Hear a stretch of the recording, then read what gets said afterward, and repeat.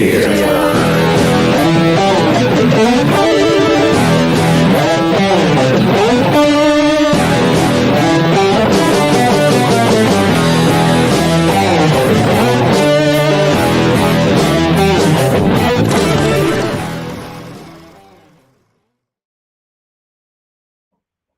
New Year, home theater nerds. Welcome to the Bright Side Home Theater Podcast. The Home Theater Podcast, it's all about the experiences, the sights, the sounds, the scenes. Hey, we're ringing in the New Year here, I guess, across Europe. I guess what France Dom just celebrated moments ago, 10 minutes ago. Yeah, he should be an hour ahead. No. Yep. He'll be in an hour from now. In an hour from that's right. He's an hour ahead. Right. Okay. Yeah. All right, good. So we can ring him in. There we go. We can ring him in 50 minutes. The countdown for Dom, 50 minutes in France. I don't know why I was thinking it was right now. Here I was trying to be on time, and I was like, look at us early. I feel like we're early because we're only 10 minutes late. For us, that's early. Yes, exactly. Indeed. Yeah, exactly. And at the top of the show, anyone in the chat, can you just let me know, do I sound normal or does it sound like it did last week? Tell us, because we don't know. It sounds all right to us. Yeah, it's been bothering Steve all week. It really has. I've listened to the show twice back, and like through gritted teeth, thinking, what did I do?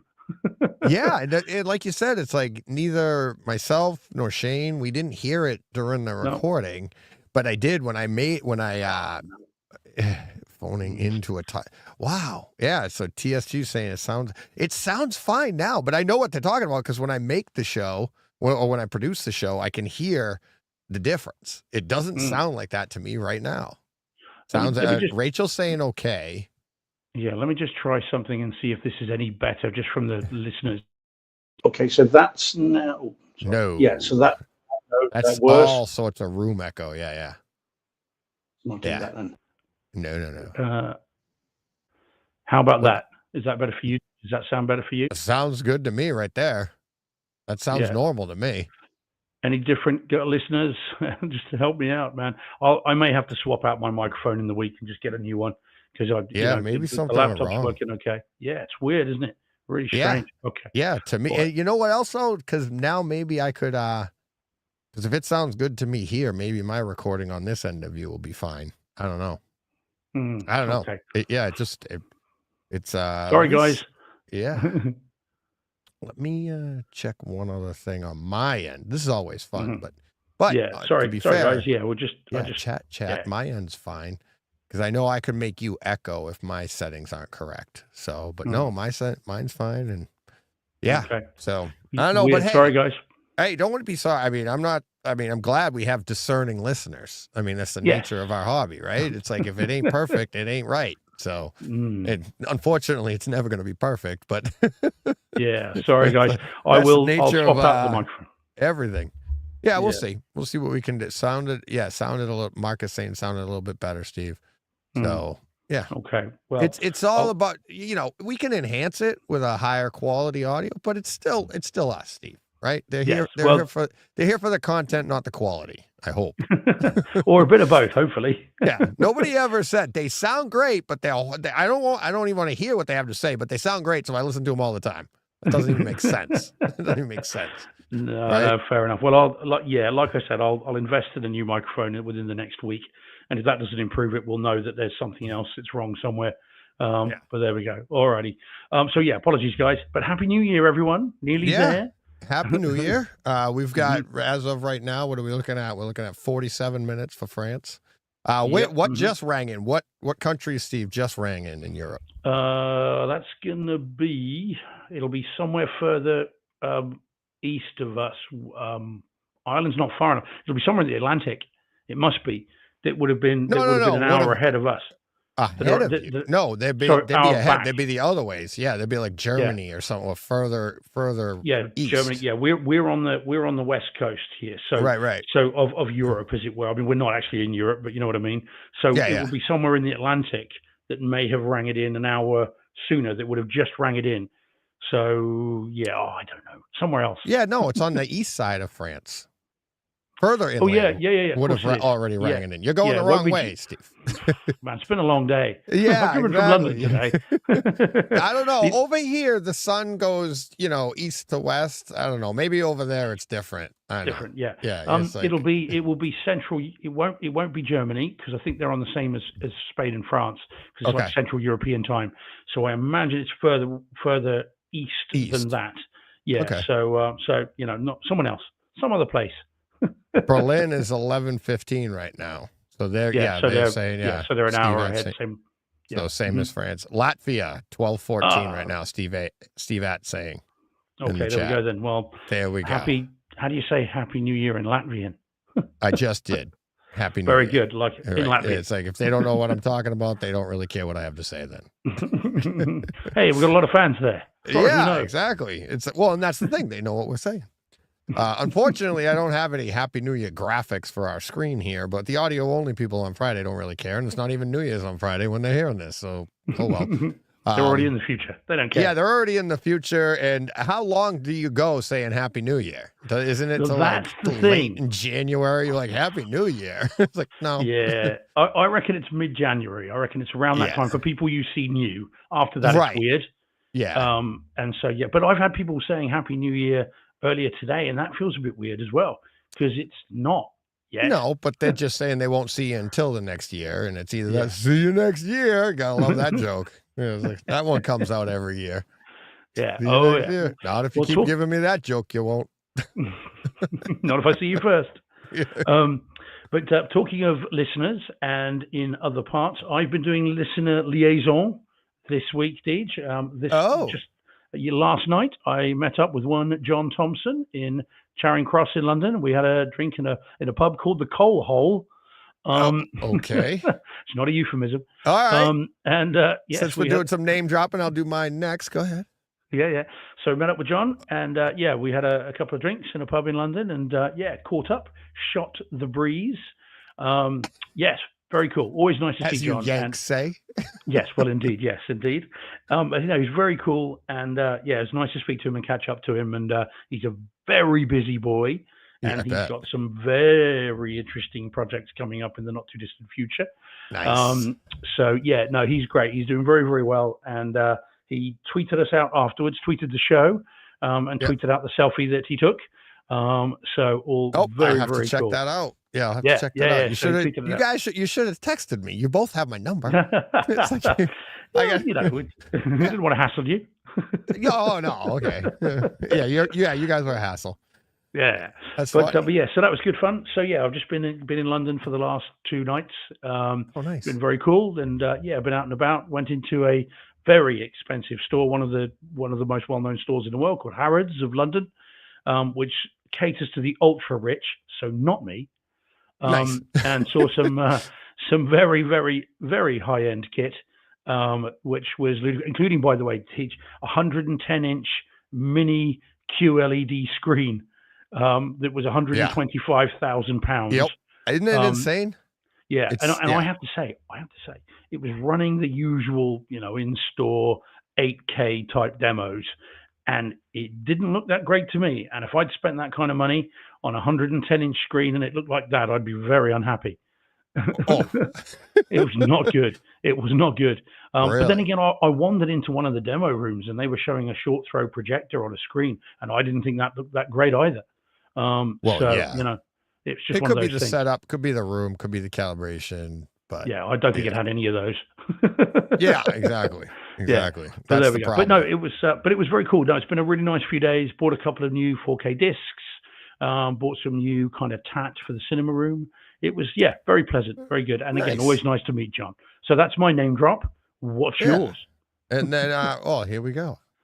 There we go. I just grabbed the picture. There you are. Two handsome devils. Well, I didn't like to say. At least one of us is. I won't say which one. Yeah. Yeah. But you don't like to brag, right, Steve? Well, I couldn't possibly say. One doesn't want to blow one's own trumpet. But one has tried. Well. Hey, John. All right. Happy New Year, everybody. Hey, John. We're all slightly demob happy.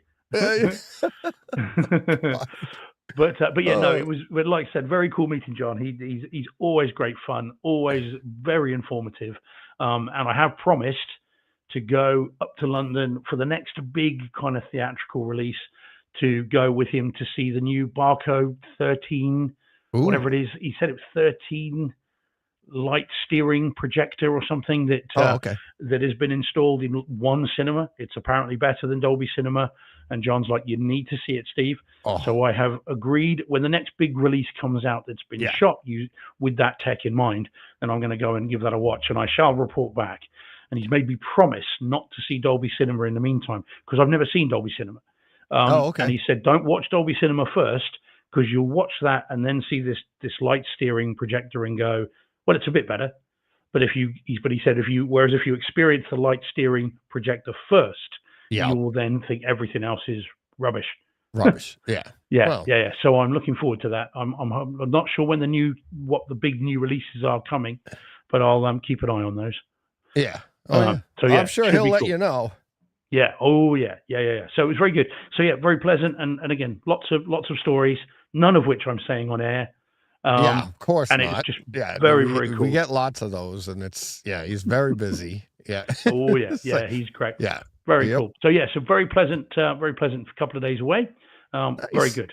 So Good for yeah. you. So who have Good you for you. been schmoozing with then, Deej? So, well, it's not really. You just mentioned you were at a pub, so I was like, well, hey, look it, I'm wearing our, I we've can never see. had a sponsor, so like hashtag dork, idle hands, they've slipped them a beer or two. Well, Mhm. I may have been comped a beer or two. So my friends at, the Tonight? Grill on Main, it's like I got all the paraphernalia on. I've got the hat, I've got the sweatshirt.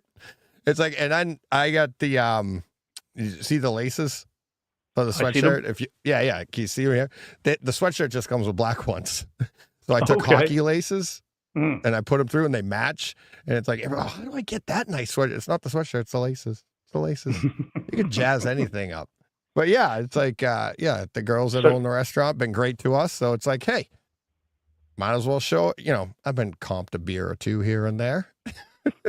I consider since that a 2 sponsorship of the o'clock? show, right? Yeah. Hey man, look, I hope they're sending some over. What the hell? How come only Well, 50% of us benefit from it? yeah, 50%. There's three of us, Steve. Three of us. You forgot John already. Out of sight, out of mind. I didn't like to say. He's knee deep in his own beer at the moment, I think. Yeah, probably. Yeah. Happy Yeah, New Year. yeah, John's already started yeah. celebrating early. They were going out, so he wasn't able to make the show. But But very cool. Yeah, no, very good. And can we tell me, do they do different other items, not just the sweatshirt and the hat? Do they do other things? they have Like, for instance, t-shirts. perhaps gloves with the thumbs cut off? Yes. Anyway, Yeah, just exactly. Exactly.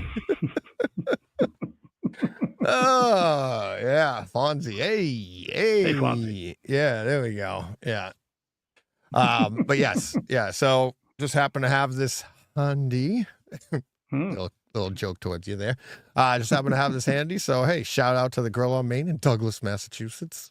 Main Street of all places. You can't miss it. Makes sense, really, when you think about it. Yes, There indeed. you go. There you go. Exactly. Word has it they have very nice chicken wings. Yes, they have them they have dry rub, they have buffalo, they have teriyaki, and my favorite is the garlic parm that's on special every now and then, which they just had this past weekend. We are doing adverts. We don't even need copy. We just could just say it. Exactly. Well, I'm there all the time. Oh God. There you go. This should get you a few more beers. Oh yeah, it's so funny. Yeah, it was wicked funny. But mugs as well, Rachel. Mugs as well. There you go. Yeah. No, but yeah, no, it's funny because you just mentioned a pub, and I was like, hey, look at that, perfect timing. There you go. That's it. Yeah. Sponsors of home theater, the pub. Yeah. Eddie, happy New Year to you too, buddy. Eddie Trochez. Got to get in touch with you on those remotes. I will do that. But yeah, thanks, Eddie. Nice to see you. Yeah, Eddie. Nice to see you. See you. Nice. But Yep. But yeah, no. So like I said, very cool. Have you got that picture then of those speakers? Then, John, Deej, Yes. let's talk about those things. Let's get to that right now. Then let's see. So have you heard? Actually, I'll tell you what. While you're doing that, Deej, let's say hi to those who have decided to spend their New Year's Eve with us. yeah, let's say hi to them. So TSG is at work, but listening and watching and interacting with us. So we'll try not to get you into trouble, TSG. Yeah. He's a local boy, so Happy New Year. Steve Att was in earlier as well. Hi, Steve. Marcus Beeb's in, although he's trying to get people to join the Dark Side Home Theatre, Deej. I think we've got competition. Outrageous. What's that again? Sorry about that. Says Marcus Beebe wants you to join the Dark Side Home Theatre. Oh, geez. I know somebody else that wants to do the Dark Side too, but I won't mention. It's like, so I might get them in trouble. Say their name on air. Say hi, Mikey's in. Happy New Year, Mikey. Rach is in, saying Happy New Year, as we know. Gorinda's in. Hi, Gorinda. We've got Paul popped in. Then he said he was off to the pub, not the coal hole in Charing Cross, as far as I know. If we're doing ads, we might as well say Well, we're just shouting all the ads. Anyway, it's like, you know what it takes to be a sponsor of this show? We've got to frequent your establishment. That's it. You don't have to give us anything. It's just like, I haven't been to McDonald's in a while. That's why I'm not mentioning it. You know, I'm not going to talk about it. I don't go to McDonald's. Yeah, but I'm telling you, I don't go there. Blech. Oh, very sensible. Yeah. Right? See? We'll get sued. Now I'm getting sued. Woohoo, we made it, Steve. We're being sued. Fame at last. And Captain AC3 probably gonna get sued by the Grill on Main. We can. Well, yeah, this is true. This is true. So Captain AC3's in. Hiya, Captain. Happy New Year, buddy. And obviously Eddie Trochet is in. Jordan's in. Happy New Year, Jordan. Martin J's in as well. Yeah, hi guys. Actually, genuinely, thanks for tuning in, because I was fairly convinced on New Year's Eve that it would just be you and me, Deej. No. Yeah. So it's very cool that other people are giving up their time to spend with us, and we'll try and keep you as entertained as possible, even if you can't hear us very clearly, or me anyway. Yeah, we can hear you. Just it might not be up to the standards that they used to. It's all about standards. Yeah. Martin J met Martin J last week in the Patreon chat after the show for the first time. So Martin, say hi, Happy New Year, buddy. That was fun meeting people for the first time. And where's Martin J from, Deej? I believe Martin. I believe he was from Ireland, if I remember correctly. Oh, okay. If I remember correctly. Yeah, same place, same time zone as us then. Yeah. Yeah. Okay, and nice. Which was really cool, because after the show we had Ireland represented. We have Dom was in. We had France. Paul came in. We had England. I think it was Tom, I believe, was down in Nashville. So we were bouncing all over the planet, which was really cool. I'm like, oh, come on, Antarctica. Still waiting for those penguins. Yeah, exactly. No, but yeah, so no after show this week because of the obviously New Year's and stuff. So, but yeah, it was really cool meeting some people for the first time, and they'd been Patreon patrons for a while, but just seeing them face to face and talking to them in person, quotation fingers, really cool. So, yeah, really nice, cool. A lot of fun. All right, let's get to this. Talk about this, Steve. This isn't a movie. This is Which is what I normally do. That's for sure. Oh yeah. I mean, so these are the two speakers. I mean, as I said, I went to Harrods in London, which is a world famous store where they used to say pre-internet days, and Harrods has been around for a very long time, and they famously used to say pre-internet they could get you just about any product in the world within 24 hours. That used to be the boast. And it's an ultra exclusive, ultra luxurious store, which is surprising they let me in. But anyway, I wandered in yesterday, as one does. Lost Deej. He's gone. It's just me. Okay, well, I can freestyle then until he comes back. We were expecting some issues tonight from my end, not from Deej's. I'm sure he'll be back in very soon. Here he comes. There you go, Deej. What happened? Did McDonald's cut us off? Yeah. Exactly. That's sorry about that. Damn. That's all right, man. I was freestyling there. Ronald was not happy. The hamburger is on his way. There we go. Okay, here we go. I accidentally moved the I don't know what I did, but I'm back. Plug. He's back. So as I said, I was in Harrods. I wandered up to the technology section, not really knowing what I was going to see, to be honest. I didn't really think they'd have much, but actually they did have a lot of stuff, very little of which I'd want to own or indeed could afford. And I'm about to prove that point in a moment when I get you to zoom in on that picture, Deej, if you're able to in a minute. Yep. So these speakers then, these are BEO speakers or B&O speakers. which are ginormous. I mean, that screen there is a 97-inch screen. Oh, wow. And so that'll show you how big those speakers are. Yeah. They're probably, what, 4.5, 5 feet, something like that. They're Yeah. ginormous. And as I said, if you can zoom across, you'll see the price. Johnny Speakers has said, I've never seen those. Neither are you likely to, Johnny, when you see the price. So what you'll see, that's indeed a nice one. So you'll see the TV. So Yeah. it's a Beovision Harmony 97 97, inch, £52,000. Yep. The exchange rate at the moment is $1.25 to the pound. So you guys can do the maths. Yeah. It's a lot. And that's for Yeah. the TV. That's the number I was going to say too. A lot. Yeah. Yeah. Yeah, that's a lot. And then if you look there in the BioLab, 90 speakers, right? So it Yep. says there, you are not seeing that wrong. When I took the photo, I thought maybe I was. 139,500 pounds. Yeah, John Thompson and I were talking about it. We think that's about $160,000 a speaker. For the speakers, yes. And if you and just underneath that, and it's not clear enough in, at least in my eyes from that, it's my fault. 15,700. Yeah, no. Just underneath 139,500. If you're thinking to yourself, right, you're thinking to yourself, standard edition. Expensive. Yeah, it says standard edition, non-bespoke, 125,000. Yeah. Oh, well, that's all right. That's much better. Yeah, well, if you want to save a few bucks and just get the standard edition, right? So 139,000. Maybe you didn't save up enough from your paper route. Yeah. So you can save a few bucks. Piggyback. Yeah, exactly. But I mean, once you've saved a 125, you might as well keep going and get the bougie ones for 140. Now, here's what struck me, Dees. Not only is it a ridiculous price.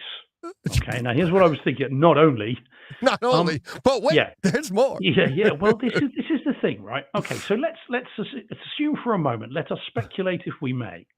So let's say you've got that money and you think, I know what I need. I need me some speakers. To do with it. Yeah, exactly. So I need me some speakers, and boy, oh boy, do those aesthetically look beautiful. They don't. But let's just say they do to you. They look like something out of Beetlejuice. The sort of thing that attacked the family. No, it looks like somebody hung their laundry over it. Like they're black sheets. Like, it's like got coat hangers stuck in it and they just threw it over something. So now tell me this though. So you get those and you're like us and you're thinking, right, I want a 97-inch TV and I want to have a Dolby Atmos surround system. What do you pair those with? Well, my Marantz 7706 ought to go very nicely with that. But you're not going to get 11 of those. You're not going to go, I'll have 3 across the front end and I'll have 4 across the back and I'll have 2 side surrounds and I'll have my overheads. What do you do? If you want those, what do you do? You do nothing. If you're even considering it, you do it because you can. It's like, I mean, I don't know. It's what you do when you don't have enough money. You ever seen, oh my God, Brewster's Millions? Mm. Remember that movie? Oh, yeah. There you go. Yeah. There you go. Handy. In this day and age, somebody gave you that money. Remember, he mailed the stamps. Like, how do you spend money and not retain money? That was the greatest part of that movie, is like, because every time you do something, it usually pays back in one way or another. So how do you just get rid of all those millions of dollars? Build a home theater. Build a home theater and post it online. Inside of 20 minutes, it'll be destroyed. It's worthless. Well, actually, I think we've got a public service announcement here. Okay. TSG says he's managed to find them for 115,500. So there you brilliant. go. There you go. Don't say we don't help you. Sold. There you go. Look at Bargain Hunter. There you go. We got a little Bargain Hunter going on here on New Year's Eve. So what would you do that? Genuinely, what would you do? It's 2-channel. It's got to be 2-channel stuff. It's just something that you put in your living room just so you can say you have them. It's literally got to be like bragging rights. You're not spending that kind of money and putting it in a private room and sitting there with your eyes closed listening to the music. It's literally bragging rights, because you can. Because you've got other friends that spent 120 on something or 115 on sale and be like, watch this. I spent this much more. It's like, John Thompson will like this reference. There's a scene in Big Bang Theory when Penny's old boyfriend meets them they meet him at a restaurant. And he's like, he'd hit it rich with his company.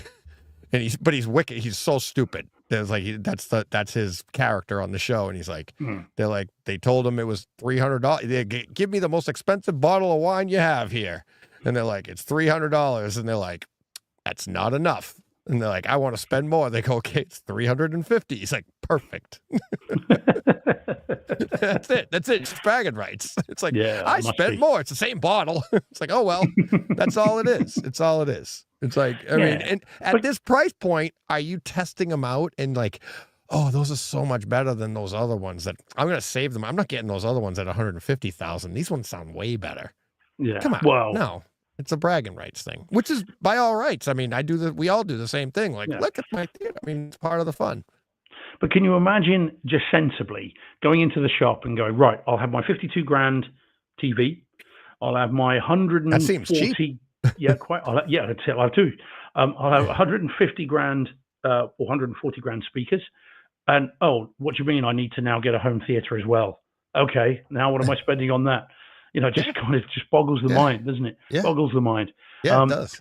But if I give you an idea as to kind of the type of people that are shopping there, in the same area there were these sit down gaming rigs, and you've got these ones that are kind of they're I'm trying to describe it. I didn't get a photo, unfortunately, but it's a sit-in pod that kind of looks like a Formula One pod, but it's got a roof, right? And you sit in this thing, and there's a curved monitor on the front of it, and they were £65,000 each. And as we were kind of looking around it, we heard the salesman say to someone else who was asking about one, he said, "Yeah, we've sold 3 since Christmas, and we sold 7 before Christmas at £65,000 each." Yeah, it's crazy. It's crazy. Different world, isn't it?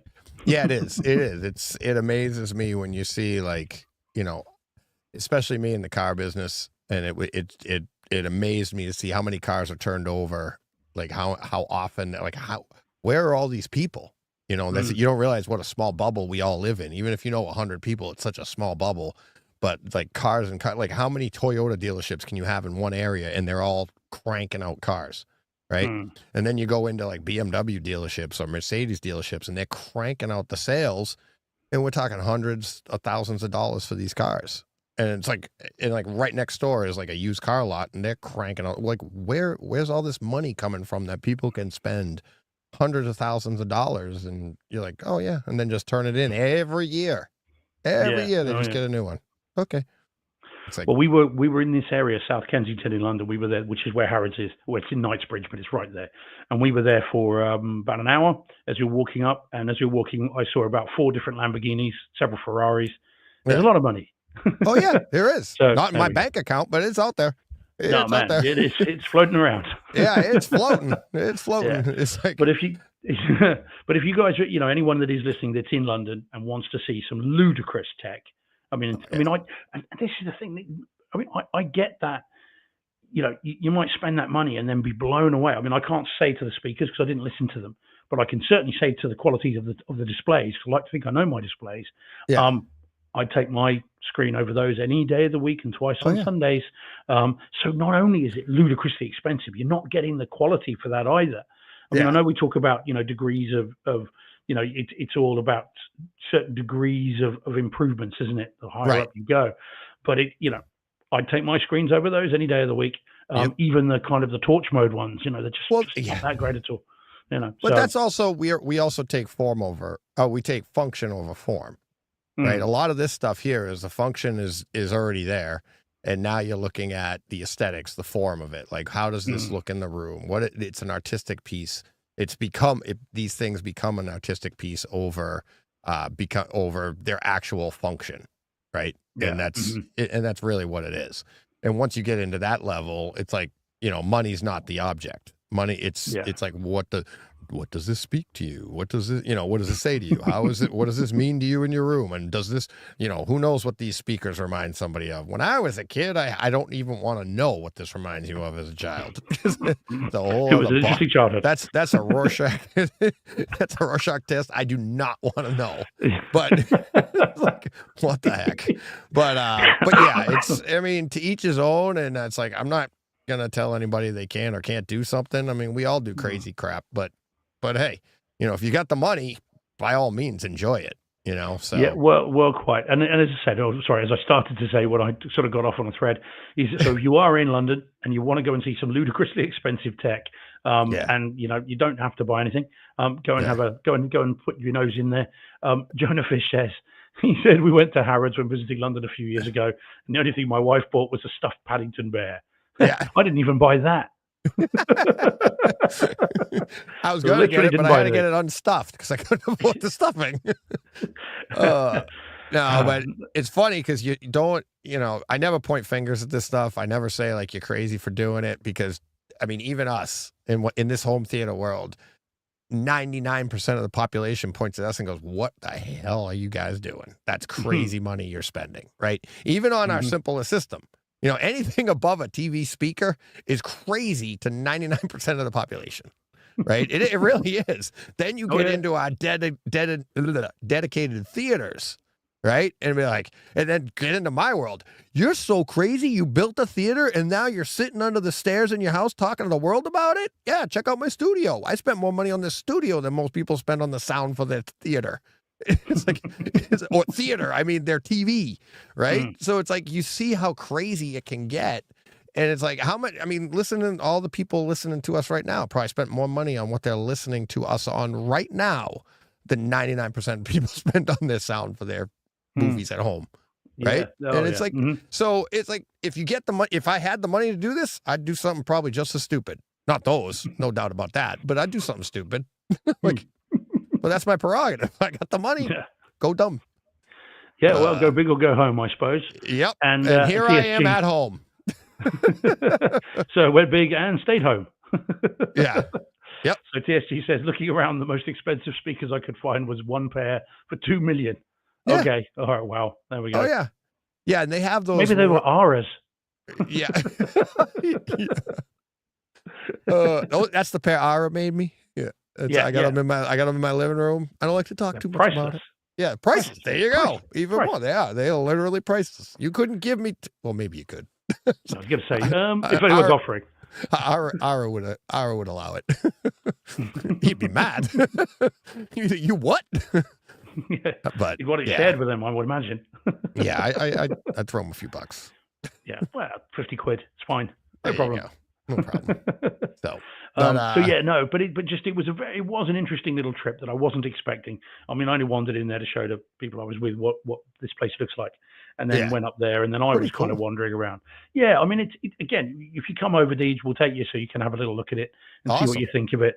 If nothing else, to see what a 110-inch mini QLED screen looks like, because of course yours is 110, isn't it? Which is what I was thinking of. I sat in front thinking, oh, right, so that is the size Deej has got. But I've no doubt yours looks better than that did. Yeah. Well, we had, I saw the stuff at Cedia. Same thing. And you see the stuff at Cedia. We saw I think it was 160-inch, and it looked like an OLED television. I mean, I mean, it's insane. In that one, actually made projectors, everything. You're like, that's insane how crazy good that was, how deep the black levels were, everything. Let's see what Marcus B was saying. DJ, have you tried the new aspect ratios on the Apple 4K TV? I haven't even seen that yet. No, haven't seen it. I'm intrigued. I'll be right back. No, I'm just kidding. Like, you can't do that to me, Marcus. Squirrel, gotta go. No, I'm just kidding. Oh, I haven't even heard of it. Didn't even. I'm not sure what that would be. Why would you mess with what's already there? I mean, why would you? Yeah, I don't know. Maybe I'm wondering if, like, is that out of beta? Oh, Steve I'm wondering if it's like, so for somebody like Travis that has like a 239 screen, maybe your Apple TV will format the entire thing for the 239 screen. Okay. You know what I mean? Yeah. So then you could, so like I could take it and I could put my masking up and set my screen up to be a 239 screen for everything if I wanted to. So okay. It sounds, I'm guessing. Yeah. Anthony says they're broken, don't work. Well, there we go. Moving on. What's that? That was quick. How are the aspect ratios broken? They don't work. Is that a crack? I don't know. Maybe it doesn't. Yes, it will do 239. So yeah, there you go. Martin J saying it'll do 239. I guess Apple watched it. I don't want to get sued.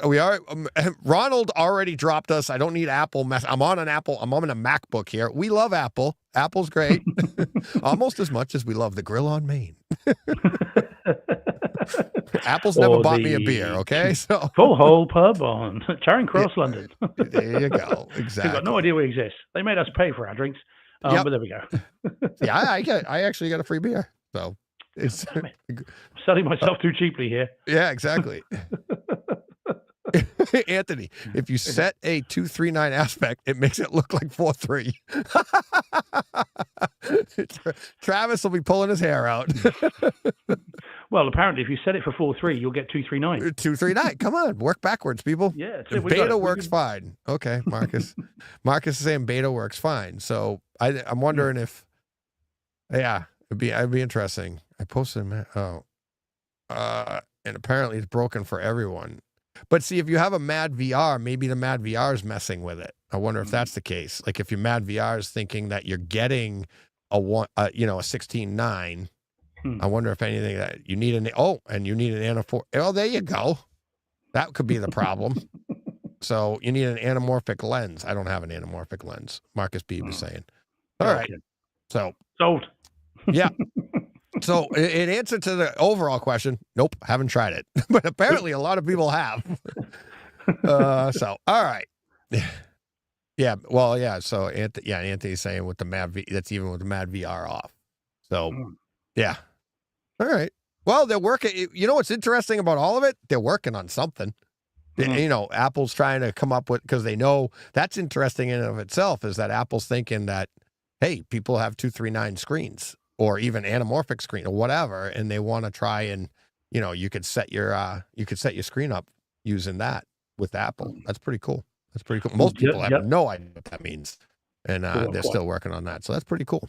That's pretty cool. Well, just to give Apple a little bit of props and to prevent us from being sued in any way, the rumor has it this weekend Apple TV Plus is free for the whole weekend. So Saturday, Sunday, it's free. So if anyone isn't subscribed to it and wants to binge watch something, then apparently it's free all weekend. So yeah.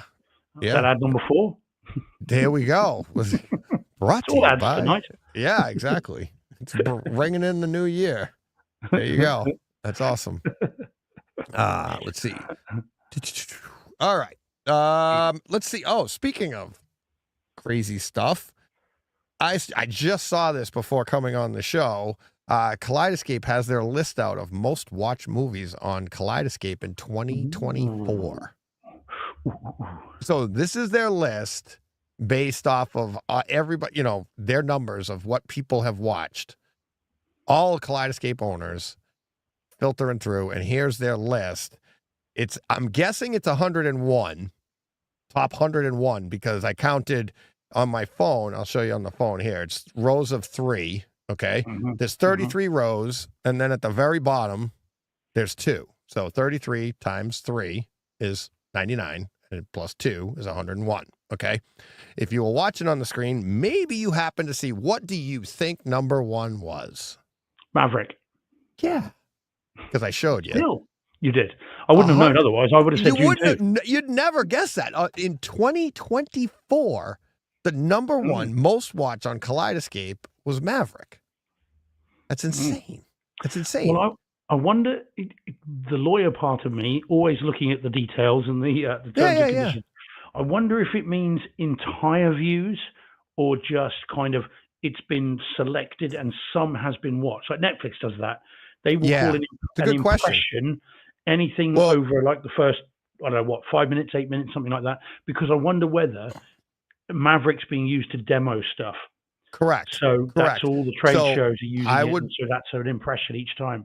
I would check out Shane on YouTube, or, because he has Luke on, or he'd talk to Luke and from Kaleidescape, and he'll tell you, and I've heard in the past, they're like, sometimes it is just that. It's like, okay, it's been clicked on this many times because of the demo scenes, right? Yeah.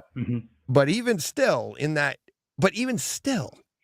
Maverick being number 1 out of the year, when guess what number 2 was? Did you happen to catch a glimpse of that?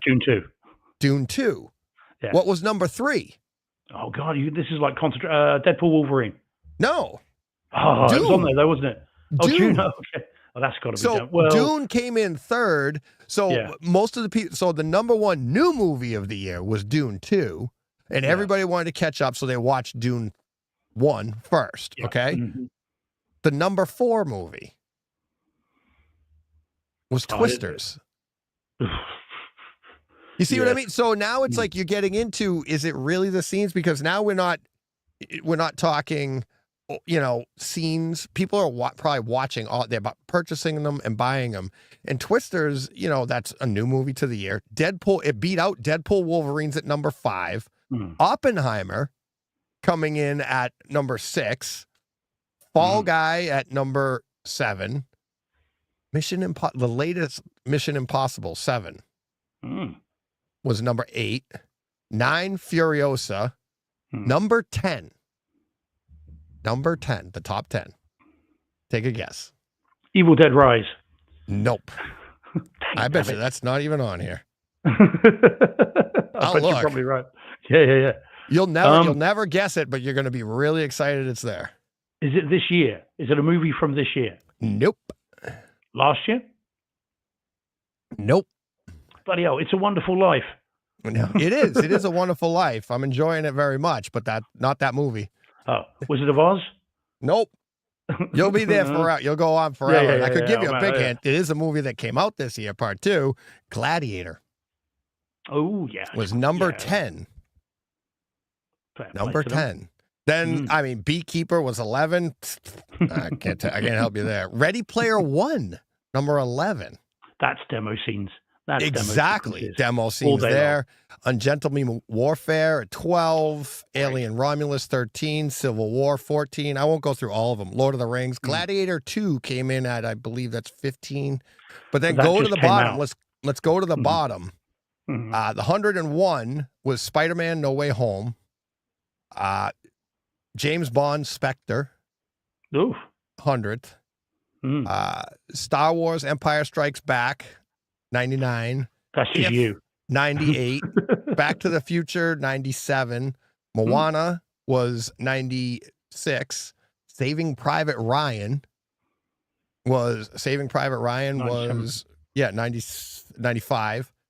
Gray Eagles, which comes free when you buy a Kaleidescape. Oh, I was going to say, I never heard of it. Yeah. So, let's see. Fury was 90. What's that? 94. Midway 93. There you go. Your favorite.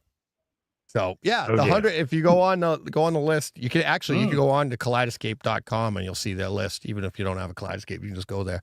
It's pretty cool seeing all that though. But I'm like Maverick at number 1. Yeah, I mean, it's got to be demos. But like you said, it's demos. Got to be because I mean, don't get us wrong. I mean, we love the movie. It's a fantastic film. Yeah. But for it to be number 1 after all this time is demos. That's trade show demos. I've only seen it like probably 10 times this year. It's not a lot, you know. It's like I need to give it another go again. I mean, I've seen it multiple times, but it's such an easy watch. You know how? I mean, it's not in here. Oh my God, I don't see it. Nope. No Evil Dead Rise.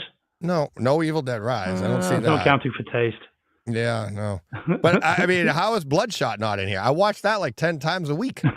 Just me alone. I mean, I own it 20 times. So yeah. That I mean, it just doesn't make any sense. It doesn't make sense. So clearly I have no factor in the voting. Shows what impact you have, buddy. Yeah. I tried to buy it 3 times from them. They wouldn't let me. Nelson, man. Happy New Year, buddy. Yeah. Happy New Year, Nelson. Hey, buddy. Yeah. Oh, and hope you're feeling better, Nelson, as well. Yeah. Because we mentioned last week. Yeah, he said he is feeling better. I heard from him the other day. Good. But yep. So, all right. So let's do some movies. Yeah, let's do some movies. This is a movie experiences podcast, right? You are going to talk about the movies. Rumor there are going to be movies in your experiences podcast. Oh, Happy New Year, everybody. Oh, did we? Oh, we got 7 minutes for Dom. 7 minutes till midnight for Dom. There we go. There we go. He's not in. Who's not in the chat? No, he's Dom is down, everybody. Dom is down. He didn't make it till midnight. He's in some sort of brasserie on the Champs-Elysees on his back with a bottle of champagne, obviously. Tom's going to wake up tomorrow morning with an ice bag on his head, listen to the show, go, yeah, I was down. Yeah. I was down. Never made it. It was a fillet of one. Yeah. Fillet over his old 2 feet. Fillet all over the old place. deuce feet.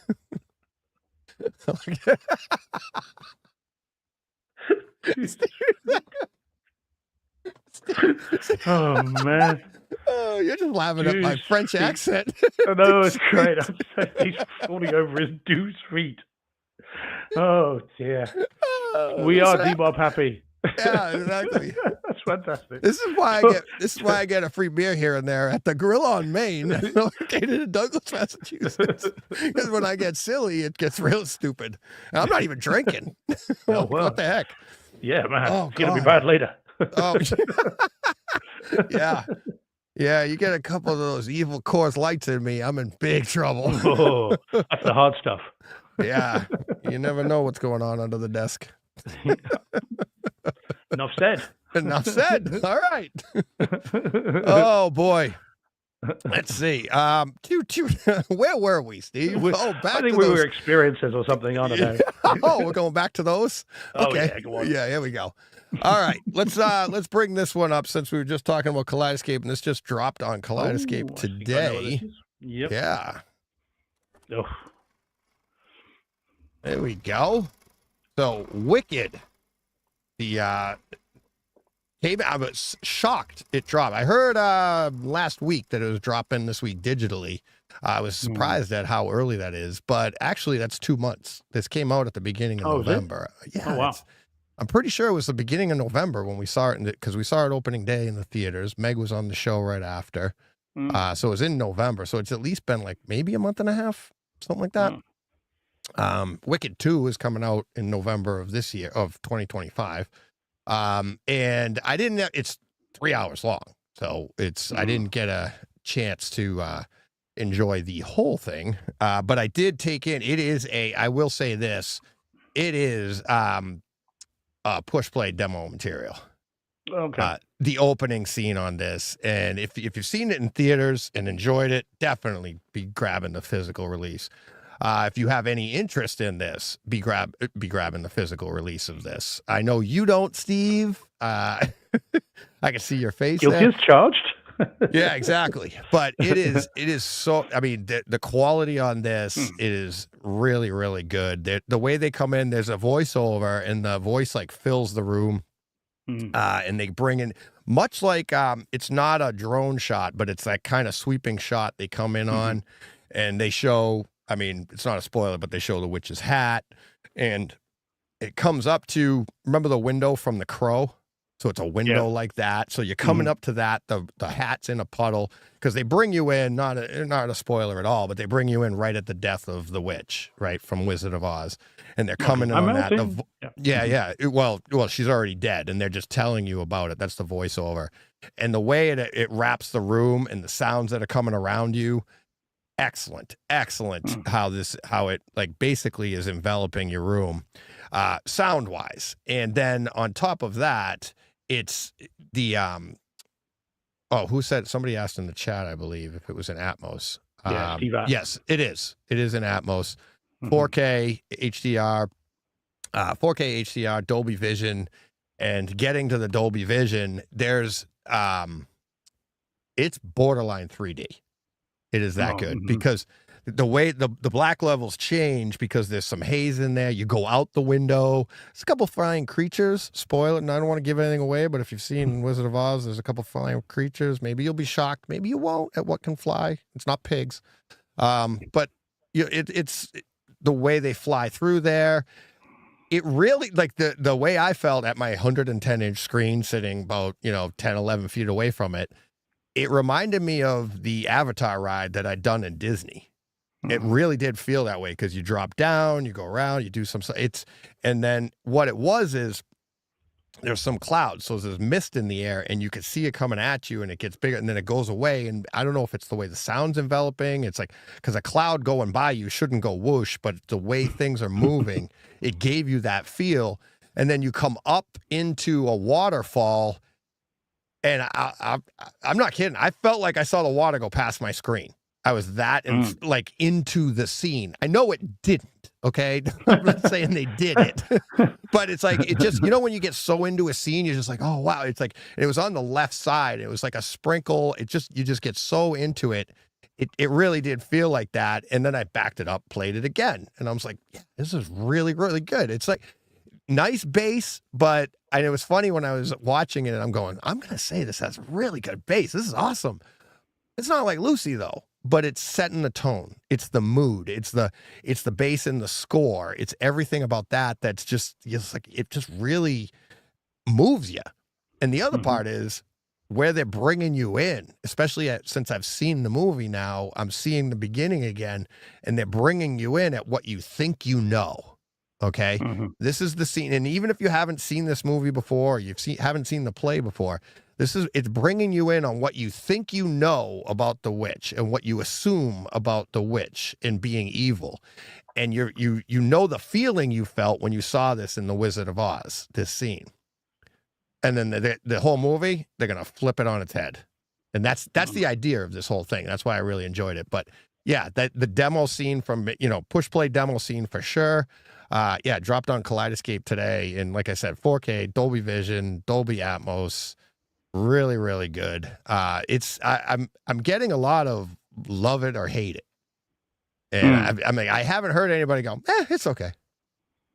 Yeah, I mean, I can't say whether I love it or hate it. I've just got no interest in seeing it because I've not seen it, so I can't say I hate it. By the way, Happy New Year, Dom. Dom's in. Nice. Yeah, there we go. No, he's not in. It's midnight. All right, midnight for Dom. There we go. He's still tripping over his dude's feet. Yeah. But he's so yeah. No, I've got no interest in seeing it. I just can't bring myself to. So I can't say I hate it because I haven't seen it. Right. But it's just not my kind of film. It's just not for me. Even as a home theater demo. It's because I've got no interest in The Wizard of Oz particularly. Oh, okay. And funnily enough, when I bought these 4K discs that I bought yesterday, they had The Wizard of Oz in 4K for $4.99, brand new. On the it's one of these counter demos, offers. But I still couldn't bring myself to buy it, even for that. So, but there we go. Oh yeah, hey Holger, Happy New Year, buddy. Yeah, it's Happy New Year from Germany. Holger says, nice 2025 now. He's in the future. It's so weird. Oh, yeah. Well, you're talking to me from the future. Exactly. Me too. Yeah. It's done so well. Yeah. You're in the future for John. Yeah. You're in John's future. I'm in your future. There you go. Yeah. And Nelson saying Wicked is done so well. It's excellent. Yeah. Look, I mean, I know. John Thompson and I were talking about it last night. He's got a particular frame of reference for it, but he loved it. He's seen it multiple times. Yeah. Really enjoyed it. Don't get me wrong. Those that like it, love it, and I get that. It's just not personally one that I can see myself watching, even for a home theater demo. It's just not gonna. It just won't impact on me at all. And there's too much cool stuff out there for me to watch something that I know isn't in my wheelhouse. Absolutely. And there's no one here. This is the other thing. There's no one in my immediate orbit that is pushing me to see it either, if you know what I mean. I know you are, Deej, as is my good friend of mine, James, who was saying, he saw it with his daughter and he really enjoyed it. And he's like, Steve, you should see it. And I'm like, just can't. But there's no one in my immediate vicinity, that would say, oh, do you know what? I really want to see that, which would make me then want to get it. So luckily there's not, so I don't have to. Thank God. Yeah. And that's, I mean, we talk about that on the show all the time, right? That it's like, that's what this is about. It's about the experiences. And it's great that there are three of us. Yeah. I mean, the show's 3 times better than it was when it was just me, because now it's, we get all the different experiences that we each want and that we truly want. Right. Yeah. And it's like, and you're like, I've mentioned it before. You first came on like, we should pick a movie. It's like, there's so much content. And there's so many things we want to watch. To be told what you have to watch makes it so much more difficult. And that's what makes this real. right? If we don't like it, we're either not going to talk about it because it's never going to come up, or if we did get to see Evil Dead Rise, we're going to tell you we didn't like it, right? So that's, I mean, one of us will. Yeah, everyone else exactly. that comes on will say it's great, Right. But I, you know, I hear what you're saying. But no, but it's like I'm not. You don't have to see it, but it's like I really enjoyed it, and that's Evil Dead Rise. Well, I'm glad to hear that, Deej. No.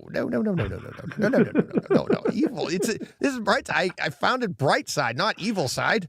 It's just Evil even Bright the Side. title alone is against everything I stand for.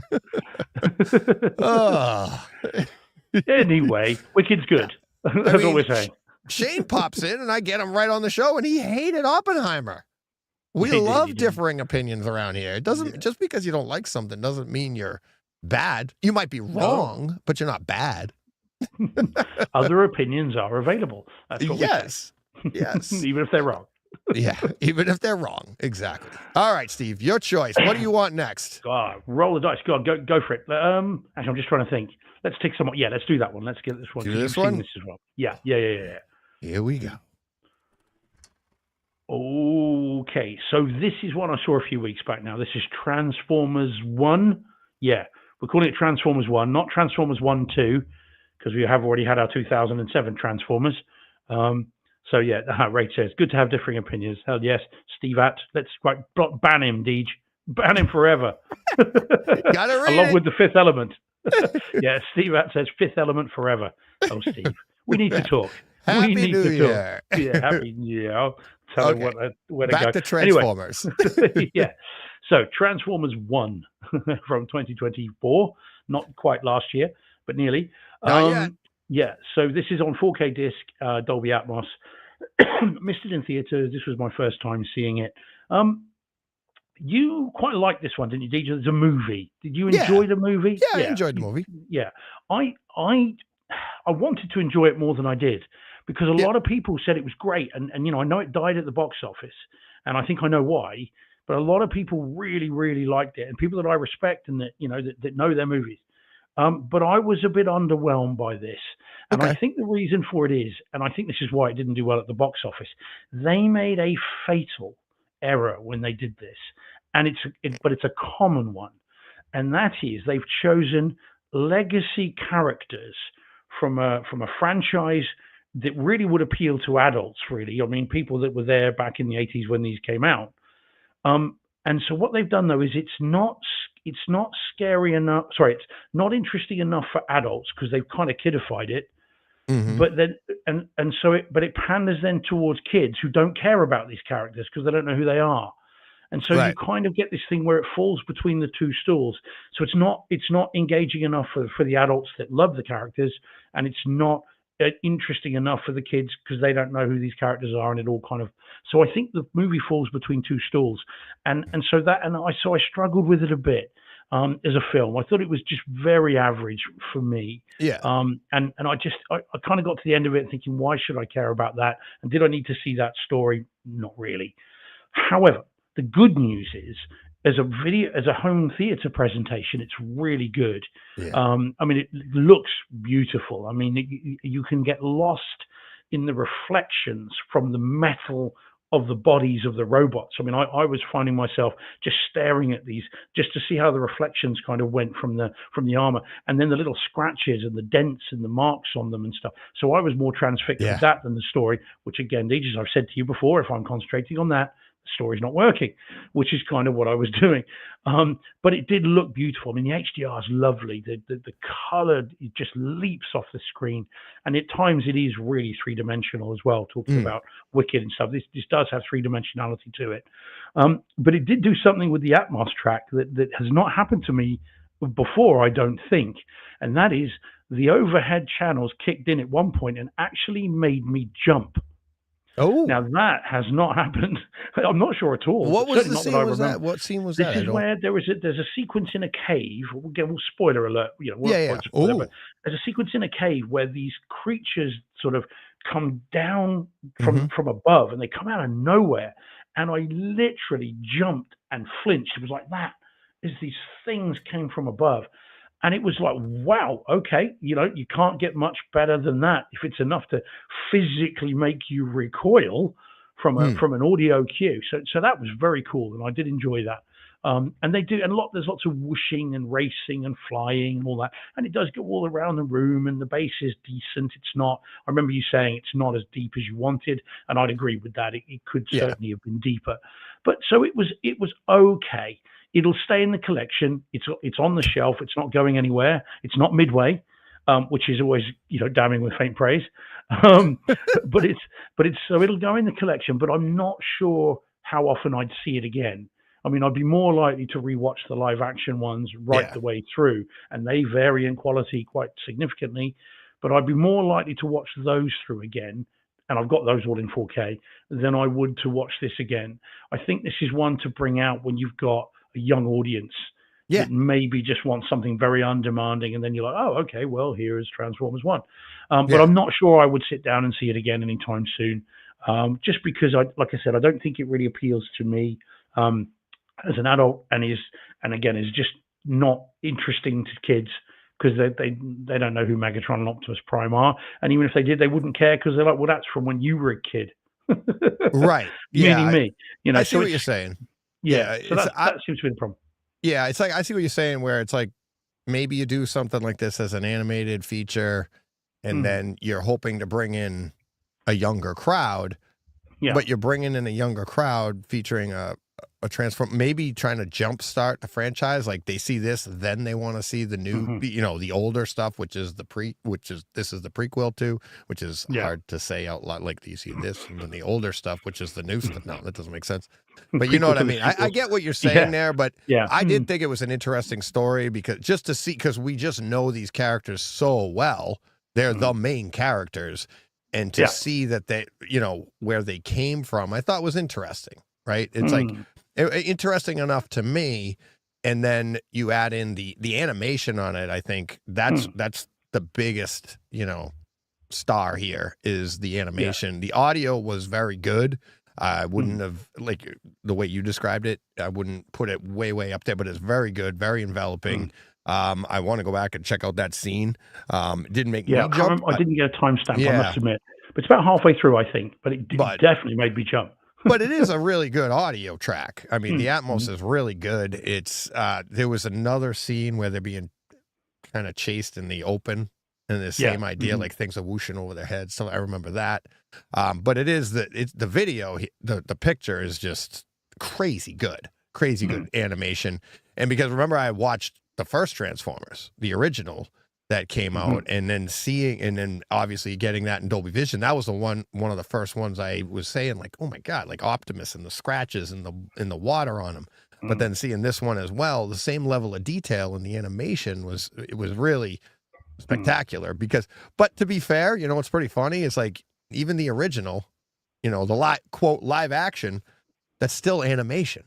It's Oh, CGI, yeah. right? Yeah, It's yeah, all yeah, yeah. animation, So it's like Oh, yeah. you think it's like this is animation because it's drawn. Well, so was Optimus in the other one. It's like he's not real, it's It's all noughts and CGI. ones. Yeah, Yeah, yeah, yeah. exactly. So and we forget that's how good it is, right? That's how Mm. good CGI has gotten that we're like, this is animation, that one's not. No, that's basically, I That's mean, real. for all intents and purposes, that's Space Jam, the original, Yeah, mhm. Transformers. It's all like live action people surrounded by animation, Yeah. and Oh, yeah. we've forgotten that. That's how enveloped we get. But Um, I think I'm in the minority with my view on this one then. So Jordan says in the chat, says he loved Transformers 1. Shame it underperformed. yeah, Well, like I said, I think that's why it did, but, who knows? I'm no yeah, expert. He thought it was one of them that suffered from bad marketing this year yeah. still. Steve Att says he saw T1 on streaming. That was good enough for me. I Yeah, think fair he's in enough. your camp. Yeah, Yeah, I think he is. Yeah, yeah. Sorry, I misread that when I first saw it. yeah, yeah, And then, but Mikey says, I love T1. I thought the trailers looked terrible, much better than expected. Yeah, okay, good. Like I said, I mean, that is what I'd heard, Mikey, and again from Deej as well, and from Jordan and others as well, had said, oh, it's actually really good. But like I said, just it was average for me. I've seen better animated movies this year. And it just, as I said, just didn't quite do it. Although I do have to give a special shout out to Chris Hemsworth because I've given him some grief this year. I yeah. did like his attempt to emulate Peter Cullen doing Optimus. Yes. Yeah. Actually, at times I was like, okay, have they morphed Yeah. into Peter Cullen? Is that what they've done? But he spent Yeah. a lot of time with Peter Cullen apparently, and learning to emulate the Optimus voice. Yeah, And at times you're thinking, okay, yeah, he's nearly there. It was a very yeah, good impression.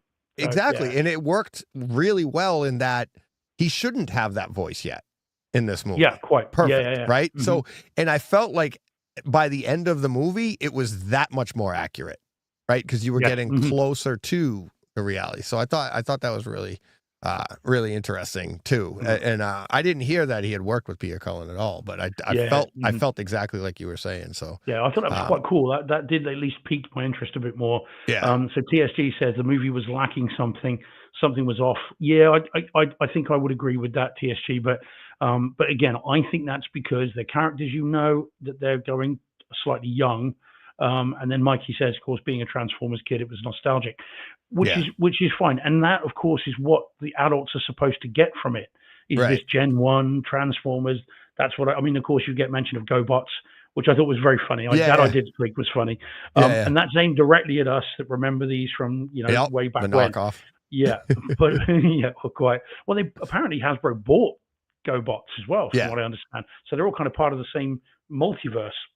So the story goes. Yeah. Go on IMDb. So it's if it's online, it must be true. Yeah, well, obviously, but that's how they can get away with using the word GoBot in this. You see, rather than getting sued by Bandai, whoever it was that had them. Speaking of which, I say we keep talking, and I'm going to bring that up. Go on. Yeah. So as I said, I think that's the issue with it. I wanted to like it more than I did. I may enjoy it again down the line if I watch it with someone more age appropriate that really wants to see it. But after a first viewing, I'm in no massive rush to see it again. But I will keep hold of it. So that's as good as I can say about it. Yeah. Where is it? I gotta find it. Here we go. Yeah. So John Mensor brought this up. Him and his brother were on just in today's Takeover Tuesday. I don't know if you've heard that. Yeah. I haven't had a chance yet. Oh my God. So much fun talking to him. Hazard comes out on the 10th. His brother Eddie wrote, directed, produced.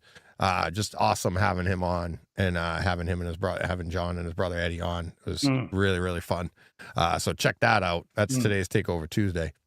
So he wrote in, Pepsi bought Pizza Hut in 1976. They bought Taco Bell in 1976. Yes, in 1977. So they owned both chains when making Demolition Man. They spun off both into a separate company, Yum Brands, and added KFC in the 90s. That's why you see the KFC Taco Bell combos and why all three only serve Pepsi products. But so that's one company manipulating the movie for all intents and purposes. Isn't that pretty cool? Well, funnily enough, it's funny you say that, Deej, because yesterday in London, there was a Taco Bell. It's the only one I've ever seen outside of the US. There was one. You make it sound like you saw it running down the street. Well, I did. I tried to stop it. It was here briefly, and then it just fell in the ocean. But it's rarer than anything. We don't have them here. To you guys, you got them 10 a penny. But I saw a Taco Bell in London. There was one. Yeah. So, but not here. Oh, wow. So there you go. But now you can watch any version of Demolition Man you want. Yay. Hey. With a terrible ADR. Yeah. But then again, if they knew they were going to do that at the beginning, they should have done an alternate take. They should have just had them say Pizza Hut, done. I wonder if they didn't know when they were filming. Because, when you're filming it, you're not working out the contracts of sponsorships and stuff like that. True. So let's see. What was the other one that might as well? No, actually. I guess. Well, this is all of mine, right? Oh, you know what? I'll bring it. I wanted to tie it in with what you were just talking about, but I guess I won't. I'll go back to this holiday treat very quickly before you get to your next one. But here we go. This was a lot of fun. This one will be very quick because I've done this, but I did watch it this week. So here we go. Yeah. Iron Man 3. Now, everybody, before you just clean up around you, if you just spit your coffee out, why is he talking about this yet again? Okay. It's a good movie. Don't argue with me. Argue with Brent Butterworth when I had him on a couple years ago and we were picking a movie and I gave him some choices of funny holiday action movies to do. And Brent's like, all right, what the heck? Let's do Iron Man 3. And when we're talking, quote unquote, behind the scenes, he's like, I'm saying, I really like it. It's a lot of fun. And he's like, all right. He's like, I'll bring in the other side of it and we'll have some fun with it. Well, damn it all, he enjoyed it. And that's better than The Godfather. There you go. So, yeah. And so, I put this on.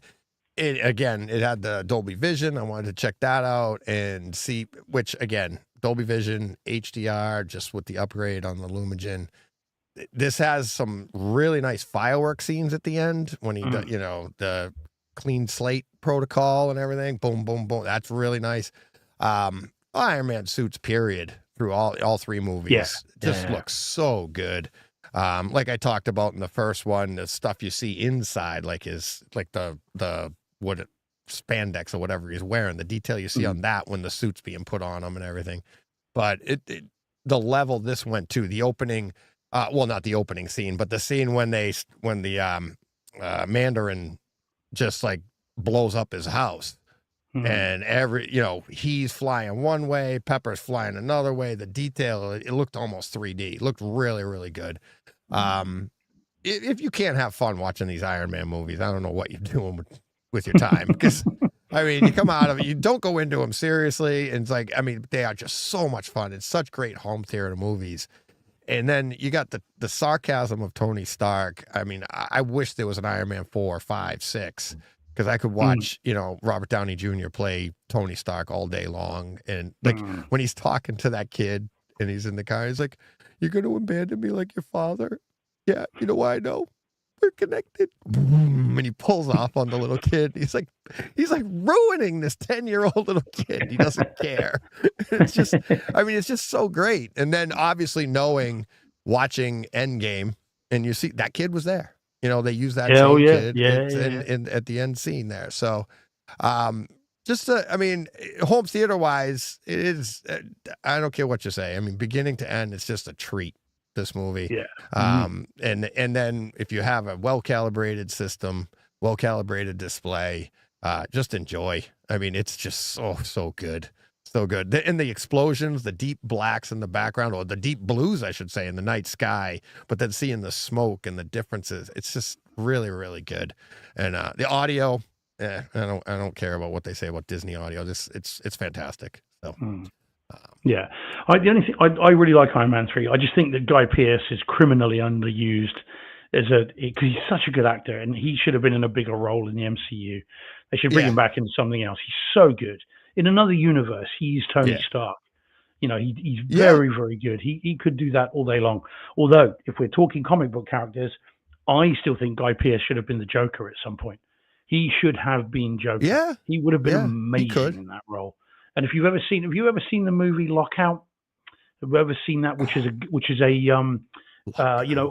face? Who's the guy who wrote the guy who directed The Fifth Element?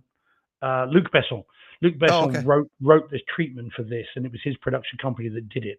It's basically a rip-off of Escape from New York, but the idea is there's a prison floating in space, and the president's daughter's kidnapped, and Guy Pearce is the Snake Plissken character that has to sort of go in and kind of rescue her. It's a fantastic film. If you haven't seen it, I highly recommend it if you can find it.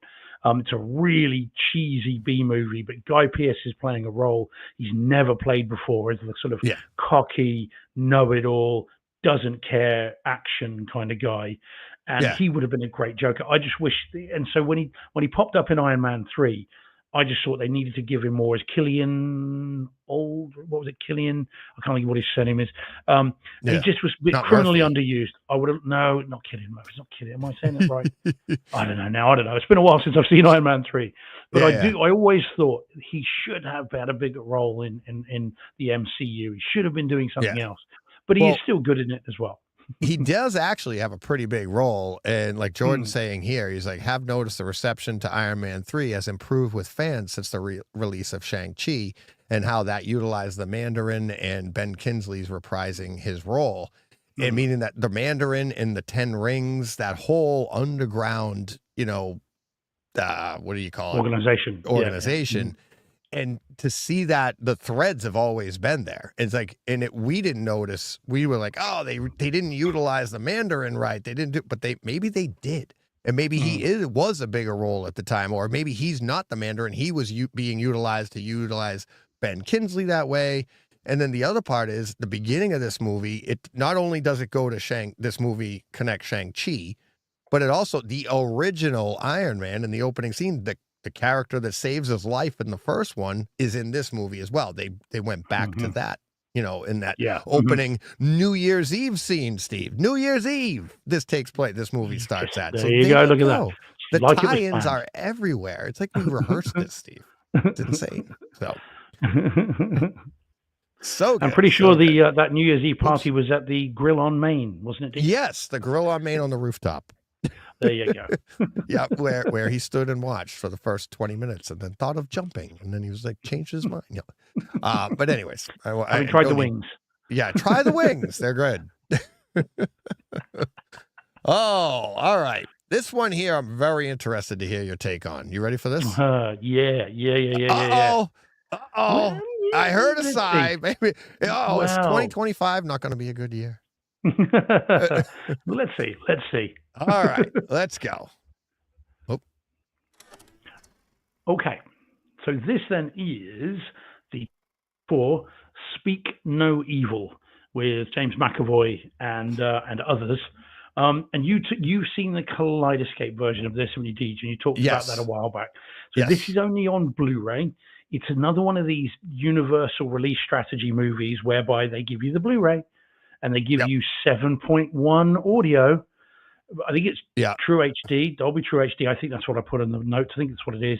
So they give you up mixed to Dolby Surround.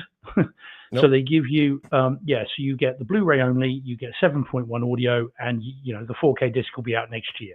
This is just what Universal are doing with everything, it seems to me. So anyway, so this was the Blu-ray.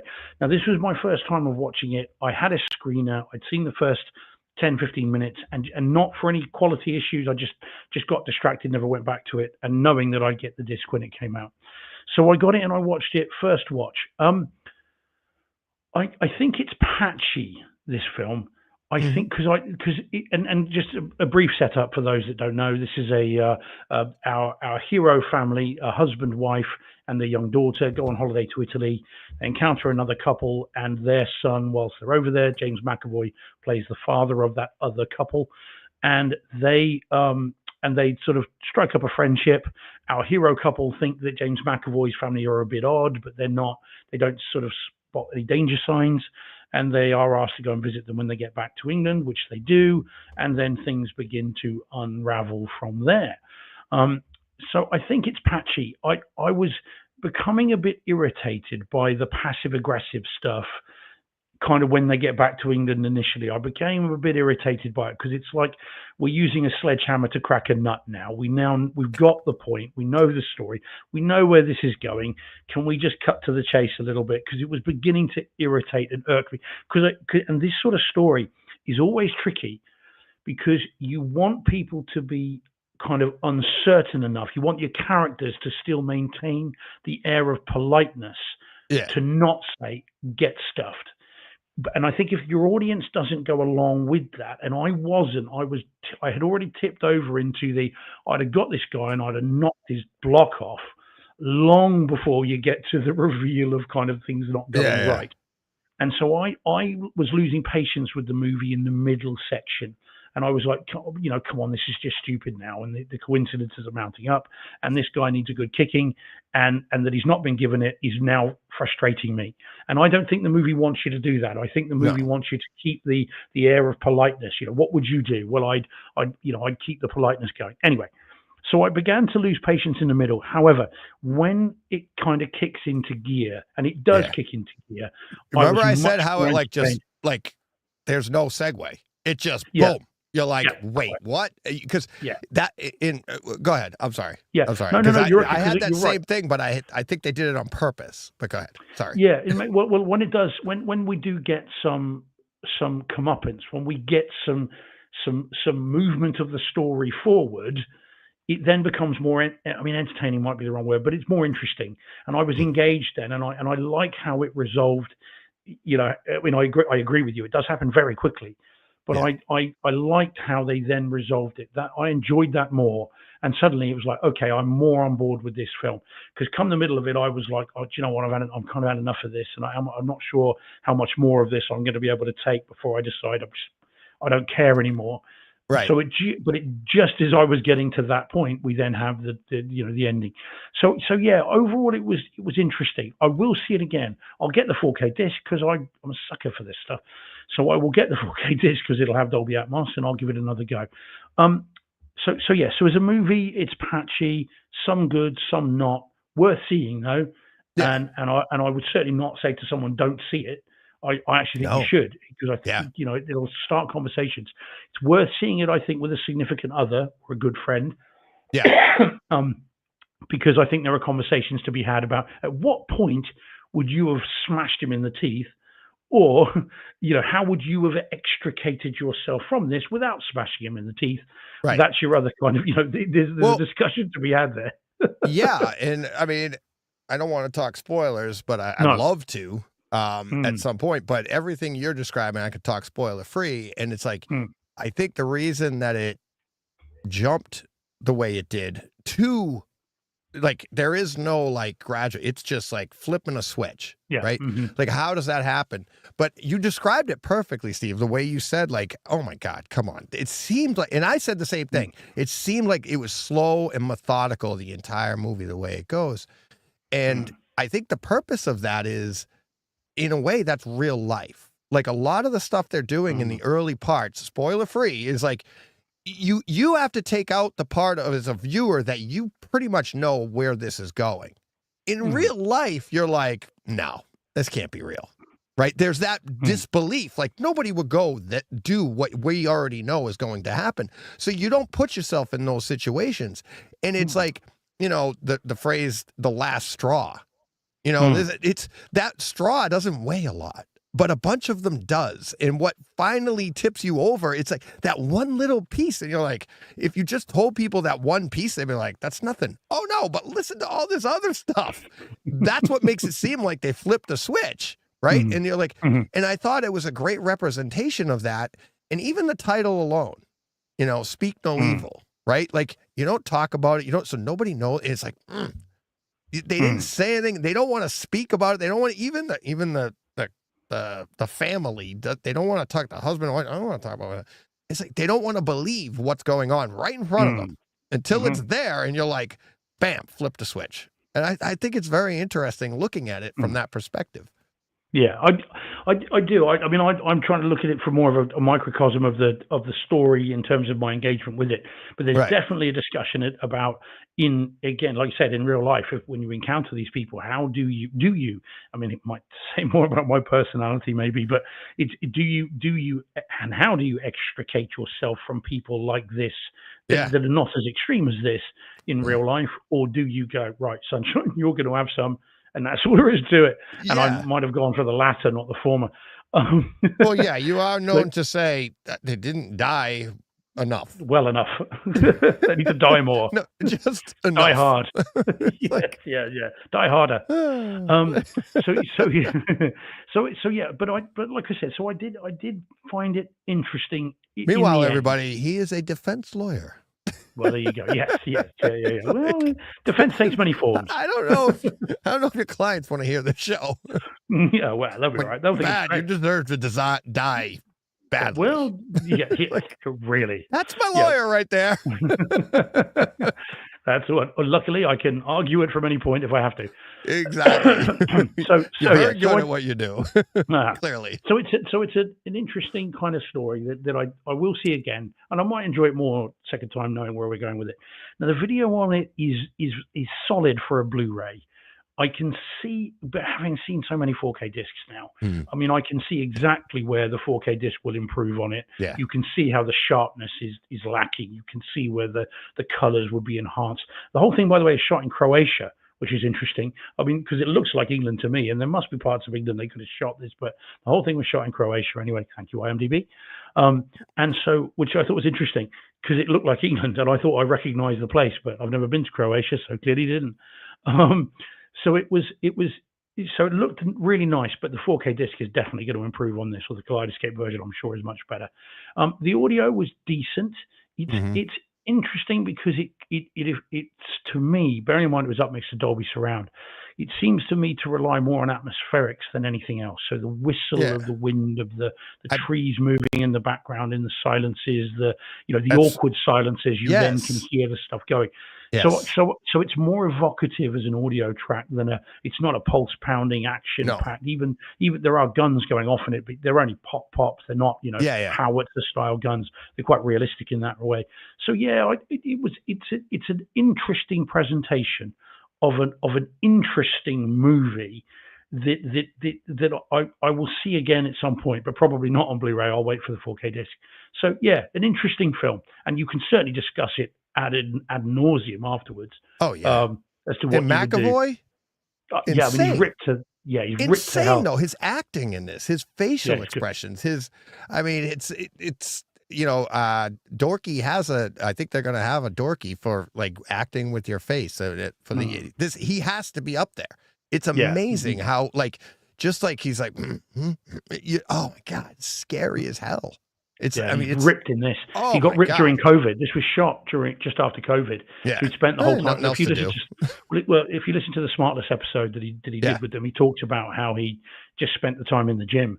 And so he was absolutely born to play the role at this particular time, because he doesn't normally look like that. He's normally quite pasty and skinny and all the rest of it. So, well, he's British. He's Scottish. I mean, it's just like kind of getting ripped puts a tan on you.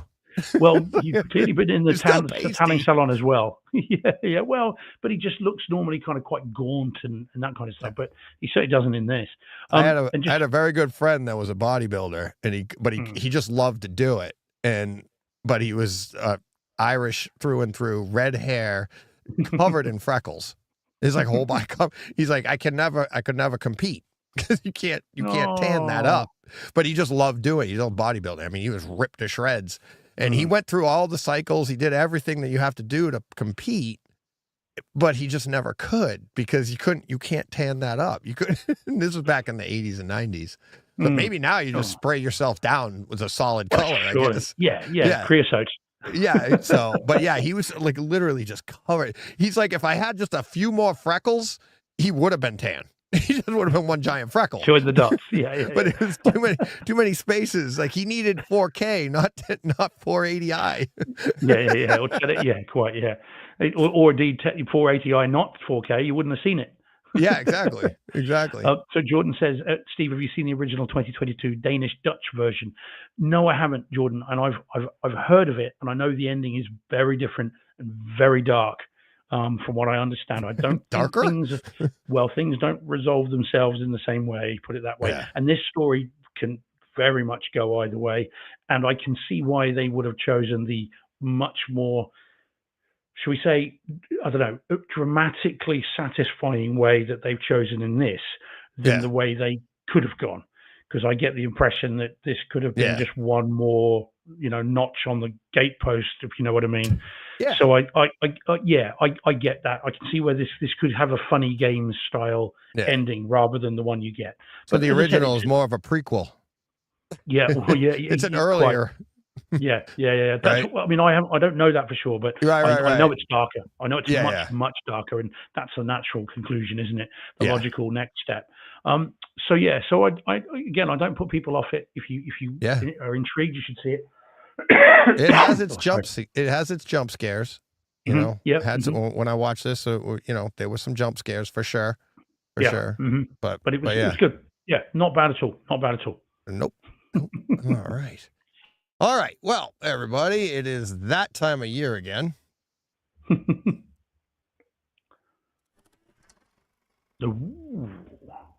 Oh, that's the wrong one. Done that one. Nope. Why didn't they go in order? Now I got to. All right, we're going to start this again. Take two. Actually, you know what? Please hold. Your call is important to us. Yes, exactly. So 1, 2. I actually do have. You know what? Let's save this for the end, and we'll do this one. I forgot I even had this one. I didn't tell you this yet. All right, we'll bring this one. I figured you would, though, because I know it was out when Shane was on last week. Yeah. All right. It is that time of year again. We're going to talk Gladiator 2. Gladiator harder.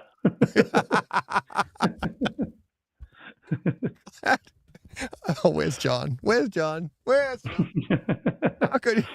Not Gladiator more. Happy New Year, everybody. Hey, John.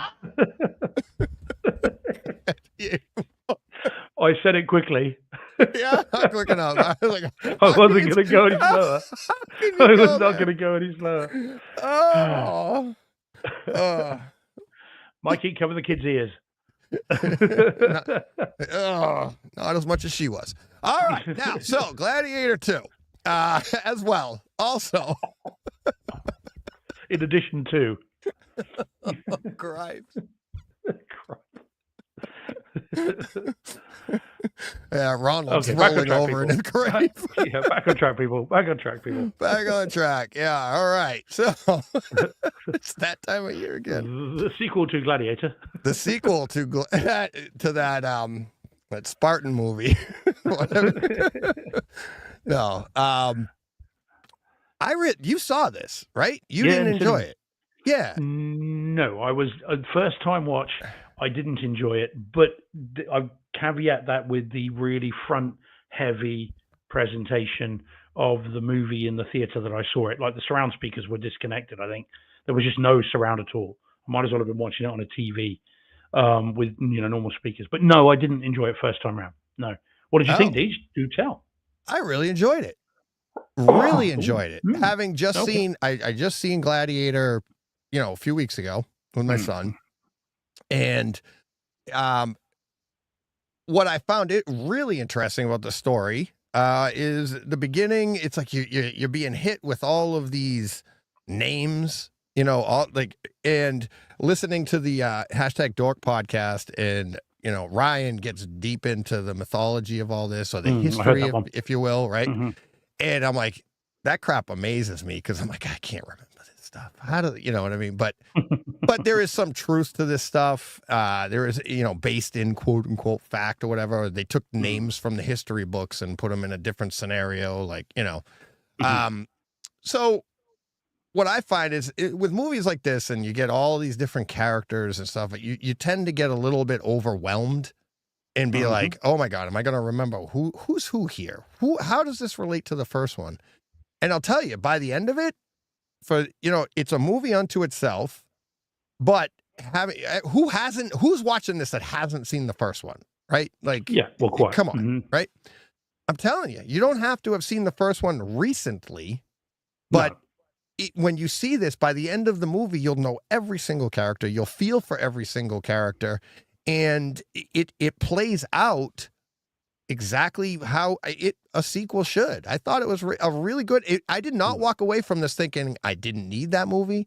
I wasn't thinking they didn't need to make this movie. I was thinking that was a really, really good time.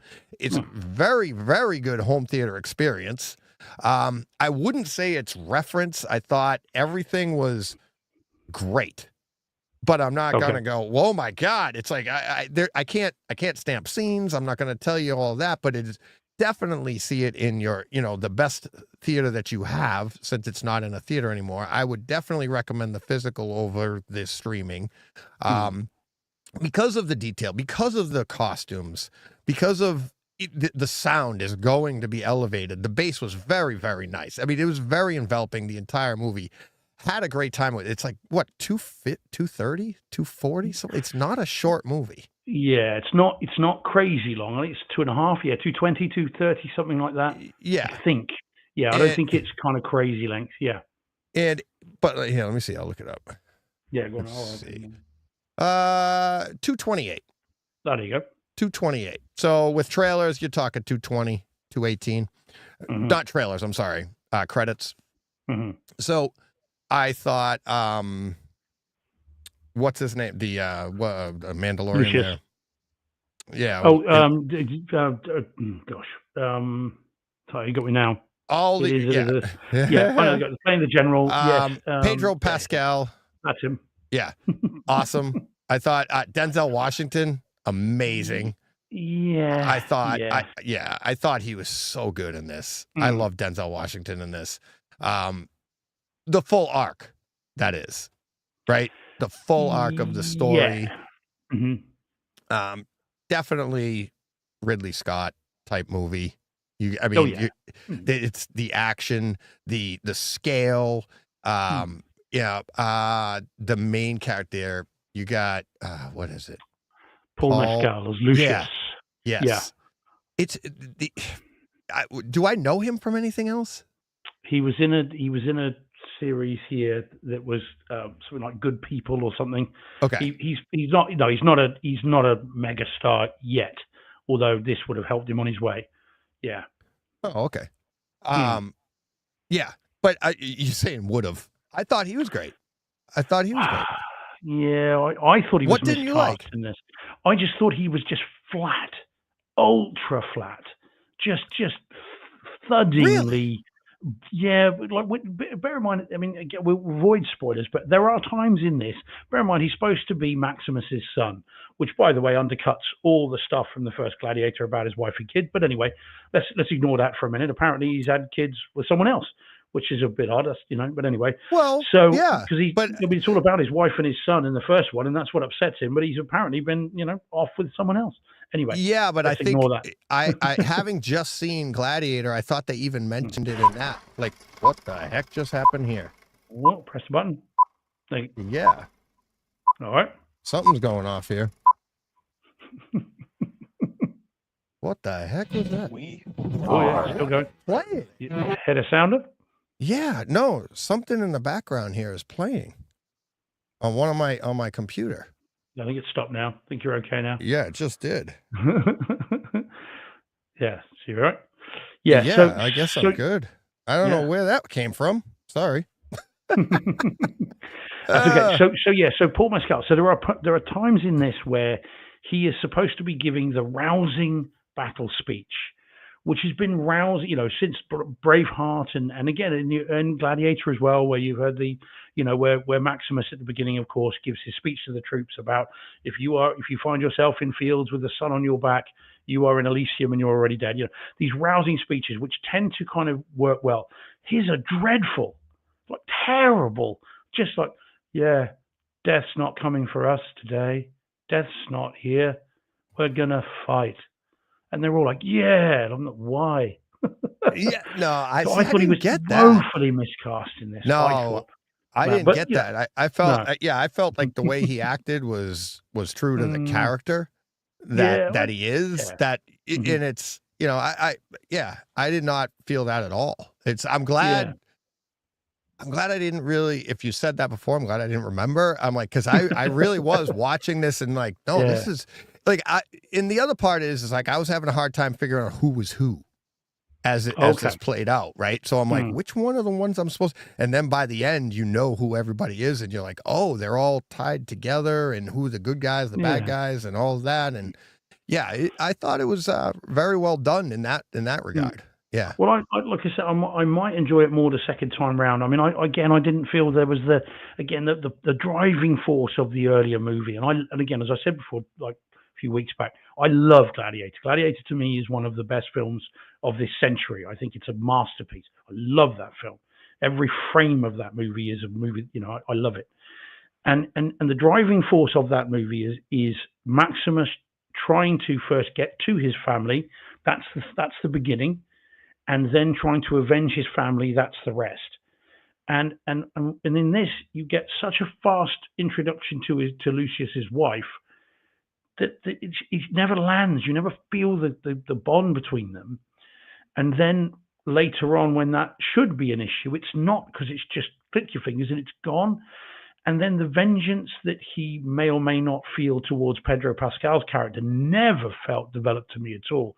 And then when all that kind of goes away as well, it just, I don't know, there were no action scenes in this that I thought came close to the opening battle sequence in Germania in the first one, to the Colosseum fight with Tigris of Gaul in the first Yeah. one, to the personal stakes with Commodus in the first one.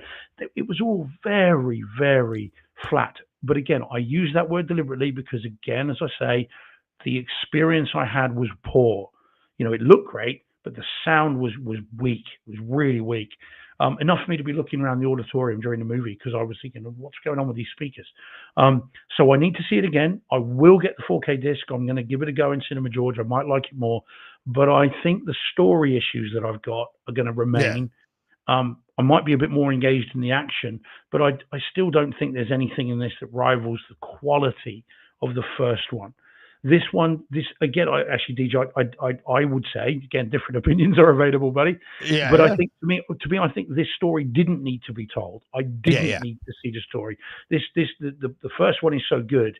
This is an add-on sequel that didn't need Yeah. to be made. And bearing in mind, we talked before about it when John saw it and when I saw it initially as well. Is that there've been so many kind of fantastical scripts in the last 20 years, including Maximus going to hell and being Yeah. sent back to get revenge and seek vengeance on behalf of Rome. This just felt like it might as well have been called Spartacus the movie. You don't remove all the references to Maximus, and it would have been the same film. I wouldn't have felt any kind of better or worse about it. So I was disappointed, but I take your point, and I'm glad that you said it's a good home cinema experience because that then gives me hope that if I buy it, and which I will, and see it again, which I will, that I'll get more from it this time round. But I'm not certain. Martin J is asking in the chat. He says, "I've only seen the trailers, DJ. I thought the CGI looked so fake, but that was just the trailer. How was it in the movie?" I thought it was good. That was really good. The baboons are a bit weird. Well, they look like space monkeys. Yeah, because they're not. They don't look like anything that is real. It's not the CGI that isn't real. It's like I don't think I've ever seen a baboon that looks like that. No. To be fair, it's like it's not like how well did they render it on screen. It's what they rendered on screen, right? It could have been talking octopus. It looked perfect on the screen, but that doesn't exist. So you're like, that's what takes you out of it. So I thought, all the sharks. I thought all of the different things that they had in there. I thought, not for a second was I watching my screen and going, "Ooh, that doesn't look right." Not at all. Not at all. Now, if you want to put a discerning eye to it and you're really now like Martin, like he's seen and now he might go at it and go, "Well, see, that looked a little fake." Well, yeah, if you want to really put it like a microscope on it and look at it, then maybe you're going to see some flaws, but you could do that with anything. I mean, I remember the days back when I first got the laser disc of Star Wars, and you could literally see the cutout difference between the black space sky, and then it was a slightly different haze, and it wasn't a perfect square. It was like literally cut out the way the things move. And you're like, "Oh, that didn't go right." But of course, they cleaned all that up. But only the discerning eye would see that.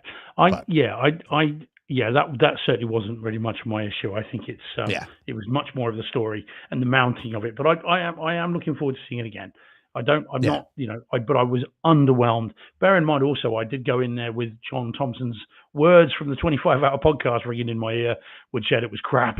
Yeah, he didn't like it. No, he didn't. Not at all. Not at all. And so I did have that in the back of my mind. I'm hoping I like it more. I like Ridley Scott. He's and again, Denzel Washington. I like him. Paul Mescal. I don't feel anything towards him at all. Pedro Pascal. Again, generally I like him. And Connie Nielsen too. I mean, she was very good in the original. Yeah. So we'll see. We'll see. But I'm looking forward to it, and I'm more interested now, Deej, that you've said that. So thank you for that. Yeah. There you go. You're very welcome. Happy New Year, buddy. There you go. We got 8 minutes till you're ahead of my time. A year ahead of you. A year ahead of me. All right. What do we got up next? Oh my God. Are we gonna ring in the new year with this? We can do if you want to. Or is there something else you'd like to ring in the new year with? Let's see. What have we got? Should we want to do the top one there? Yeah, let's do that one. I'll have to be quick, but we'll do it. Yeah, we'll do this, and we'll do the new year, and I'll be very quick with what it is the time of year for. I'll be very quick about that. But hey, let's hopefully all signs are pointing to a great new year. Take it away, Steve, with this next movie. So this is Signs, the M. Night Shyamalan movie, very recently redone in 4K and in the DTS HD 5.1. Don't think it's Atmos. Now I'm wondering. what did I put in the comments? I'm not I sure. don't know. I can't remember. I can't remember. I think it's DTS HD 5.1. Jordan, help me out. Yeah.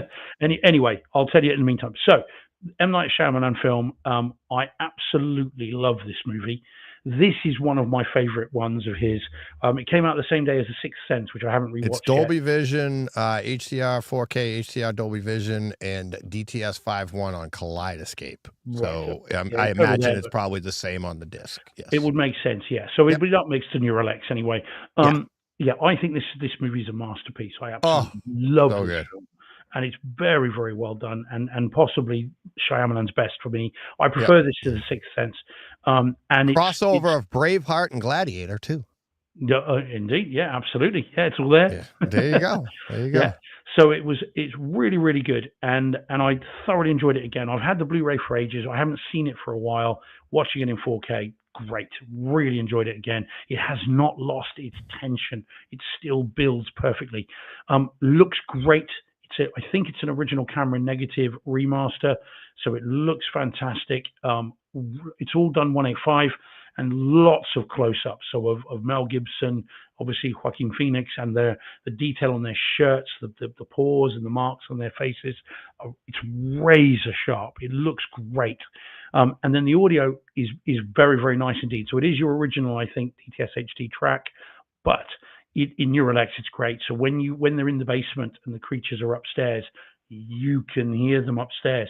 So if you're lucky enough to have a basement home theater, it does sound like they are walking upstairs in your house, which is a very cool effect. And really good. And it worked really well in mine, even though mine's in a garage, but it still sounded genuinely like they were upstairs walking around on the roof. And when the tension's been built as well as it has in this movie, that is really affecting. Oh, and this, of course, also does what we have said before that we love. Yeah, well done. Thanks, Jordan. Yeah, he said it's DTS HD 5.1. Absolutely. This does what we thought about in Kill Bill, Volume 2. And what was the one I was saying about the other day? I can't remember what it was, where the screen goes black, the audio does not, and you then hear what's going on. So the struggle and the fear and everything that's going on then is purely in the audio space, and it works a treat. It's really good. If you haven't seen this for a while, then or even if you have and you like the movie, do yourself a favor and get this, give it another go, because it's a masterpiece of tension building and an absolute incredible denouement. How this kind of resolves itself is a thing of beauty. I haven't quite figured out how this resolves itself would make you go back to being a man of God, but that's for another day. I've always thought that's the only thing that's a bit weird. Not sure why this would give you faith, because there's nothing in the Bible about aliens. So how is nothing in it that they don't exist either? Well, I'm pretty sure that I think if God made the world in 7 days, he didn't have time to make aliens, I'm thinking. But anyway. Well, there's more than 1 week in a year. Yeah, but he did the whole thing in 7 days. He rested on the seventh day. Come on, I could go around and around with you, Steve, all day long on this one. You're going to say, so like, what's God been doing since then? Everything. Like, what did he do before then? But the idea here God took he only worked 1 week in his life? Hey, man. The idea, though, that how this resolves itself, because I'm looking at the clock, the idea that how this resolves itself would make you believe in God, I think is not right anyway. Well, it's but nevertheless, yeah, anyhow, but it's great the way it does. I like how it resolves itself. I like how it builds itself up. I like how it does it. It's fantastic as a film, a masterpiece, I think. Pretty close to exactly. Great. And you know what's so funny is, like, tongue in cheek, all of that stuff. I could argue the exact opposite. I could let you switch, right, and go the other way. And like all these signs, it's the human ability to see the good in certain things, to see the meaning in this thing. And I could argue it's not that. It's not God. Yeah. It's us looking at it through a different perspective. This is one of those movies that, and I talked about it in today's Takeover Tuesday with Eddie, and writing into, like, everything means something, right? And this movie just, like, it epitomizes it. It's in the title, for God's sakes, right? Yeah. That's amazing what it did. And the flashback scenes and they're doing in this, I love this movie. You could discuss this. Beautifully constructed. Oh my God. And this is what makes what was the latest M Night that I didn't like? I know we got 2 minutes before we have to. I don't even have a sounder, but but yeah, It's yeah, it's the oh gosh, Trap. Trap is the one he doesn't like. yeah. And I'm like, Mhm. you go from this that is an absolute masterpiece. So you could sit down and we could discuss this for 8 hours straight, and Oh then yeah. Trap, and you're like, what the heck? What did he write that like while he was driving a car? Like, Mm. it doesn't match up, Yeah. with my Mhm. expectations. So, Yeah, um, this yeah, is beautifully made. I mean, this and Sixth Sense were great. Although I haven't watched my 4K version of that yet because I went straight to this because I think this is his absolute masterpiece for sure. It's great, and right, the 4K disc just makes it better. And again, it's not lost its power. Even bearing in mind how old this movie is now, it hasn't lost its power. It still rings true in terms of the idea of mass hysteria and what can happen and how do. And again, with COVID, you could read that into this as well in terms of how people will deal with it. Anyway, we've got less than a minute, Deej. So less than a officially minute. Do you less have than a minute. seconds there, buddy? Yeah, I mean, this I've got is a countdown you. clock here. All right, you've got it's your New Year's, so we've got to Yeah, well, get this. yeah, we could talk a little bit, for another few seconds yet if we're going to be smooth about it. We're gonna be yeah. We're not. I mean, we're not Dick Clark here. I mean, the ball. I mean, Or any kind of dick. yeah, exactly. The ball ain't dropping here yet, but maybe later. So, yeah, well, you never know I mean, your it luck. will. It will. It'll be midnight for the kids. Yeah, Midnight the ball drops. how you see the new year indeed is a matter for you. Yeah, exactly. So Okay, so we have got 15 seconds, ladies and there gents. we You go. probably already hear the Countdown stuff is off. on for So yeah, so Steve. we got Happy New Year, 10 seconds. So 10, 2025. 9, 8, 7, There 6, we go. 5, 4, 3, 2, 1. Happy New Year, everybody. There we go. Whoops, wrong button. There we go. Hey. No, hey, we got poppers. And you're very good health, Deej. There we go. Happy New Year. New Year. Happy Look New at Year, that. everybody. Hey, Oh, yeah. Smooth. Look, that's stuff everywhere. Right. crazy. Yeah, look at you. You got champagne ready to go and everything. Oh, yeah. Hell yeah. That's been there for 2 hours. It's warm and it's flat. Oh, Look. oh God. Well, Oh, I'm not a fan of it geez. anyway. Oh, It's not yeah. as nice as the champagne at the Bar and Grill on Main. Yeah, it's about the only time of year I drink champagne. My Yeah, buddy cool. and I, Can you- we do. My buddy right across the street we go to, and he does the whole spread, and it's like they pour champagne for everybody, and Oh, then him and I each get a bottle. So like I kind of go like flat all night long till midnight, and then Hmm, all bets are off after that. Good night. yeah. It's Can you hear the fireworks? Can you hear? Oh, No. probably not. It's going absolutely bananas out there. nice. Going crazy. That's awesome. So happy New Year from 2025. I can tell you it's fairly similar to 2024 so far. Oh no. We haven't had a Terrifier movie this year yet, so it's very Oh. disappointing. Yeah. Oh, that's a shame. That's a shame. Nice. Alrighty. So did you want Alright. to do? Did you say you had another one you wanted to do, Deej? Yeah, quickly let's just before I do. go You in, got a few minutes join the now that festive- we're into. yeah. Let's get into Yeah. 2025 with some new material. Let's see. Some new material here. Yeah. Let's go with. Here we go. This is that time of year. again. Ooh. So sat down this week. Had a couple 2-3 minutes to spare. So I hit up Lord of the Rings 1, The Fellowship of the Ring, the extended edition.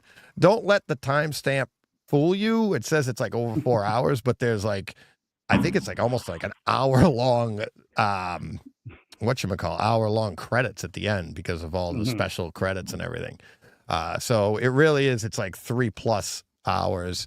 But then rolled right into on the same day. This is on Christmas Day. In the afternoon, rolled right into the Lord of the Rings 2, The Two Towers. After that, I got about halfway through that before, Christmas Day had to take place. So I mean, I had some time. And then if you're watching this at home on YouTube, you can see, actually, I'll back it up. See, I have Lord of the Rings 1, then they're all right there on the Kaleidescape, rolled right into Two Towers. Did half of the second half of Two Towers, rolled right into Return of the King. And then after that, watched that, I think in 3 settings because I didn't have that much time through the rest of the week. Rolled in from the end of that right into the Lord of the Rings, the War of Rohirrim. Rohirrim? Yeah, Rohirrim. Yeah. I don't know. You've seen it. I haven't seen it. Yeah, exactly. It's the Martin J. Nothing like flat champagne. So yeah, No, there really isn't. It tastes horrible. Yeah, exactly. Tastes like not gonna lie, tastes like piss. So oh boy, it's after hours somewhere, right? Warm piss as well. So, yeah, exactly. Well, that's what the way it is. Yeah. Don't have to specify. If it's cold, it's been around a while. Jeez. All right. So the new animated Lord of the Rings. First off, what can I say about the original trilogy? When it came out, it was demo material. I don't feel that way anymore. After all of the 4K we've gotten, all of the features we've got, the movies that have been up converted or whatever, or restored or remastered. I don't want to say it's showing its age. It's amazing. I love it. I'm just not as blown away as I was when it first came out. And if you remember that year that it came out, it's like Jeff from HD Report, we did each movie throughout the year. And I mean, he loves the movies. I love the movies. I watch these every year. I'm not sure I haven't talked to him yet. I'm not sure if he got to do his. He does the same thing every year. Christmas time, watches all three. But yeah, it sounds amazing, looks amazing, but it just doesn't have that air of, like, excellence that it had when it first came out. And it's not, I don't think that it dropped. I just think everything's been elevated around it, really. It's hard, like I said a couple weeks ago on a Takeover Tuesday, it's hard to impress us now. And that being said, Lord of the Rings, the new animated feature that John saw in theaters, we'll talk about it when he comes on the show, but he enjoyed it. I enjoyed the story. Other reason I wanted to get to this right now is because we talked about Transformers and Transformers 1 and how the animation on that was just absolutely amazing. I did hear that, Steve. What was that? Yeah, hit a man, window? it's absolutely great. No, man. It's Yeah, right outside. Yeah. We might have been moved to Ukraine. Yeah. Exactly. I'm like, uh-oh. That ain't New Year's. Yeah. This one, the sound was good. I would say almost very good. But there was some good effects. There was some talking from the back of the room. There was some stuff going. I mean, it was nice. Okay, it was good. The animation, though, was so, I don't want to say rudimentary, but I'm going to.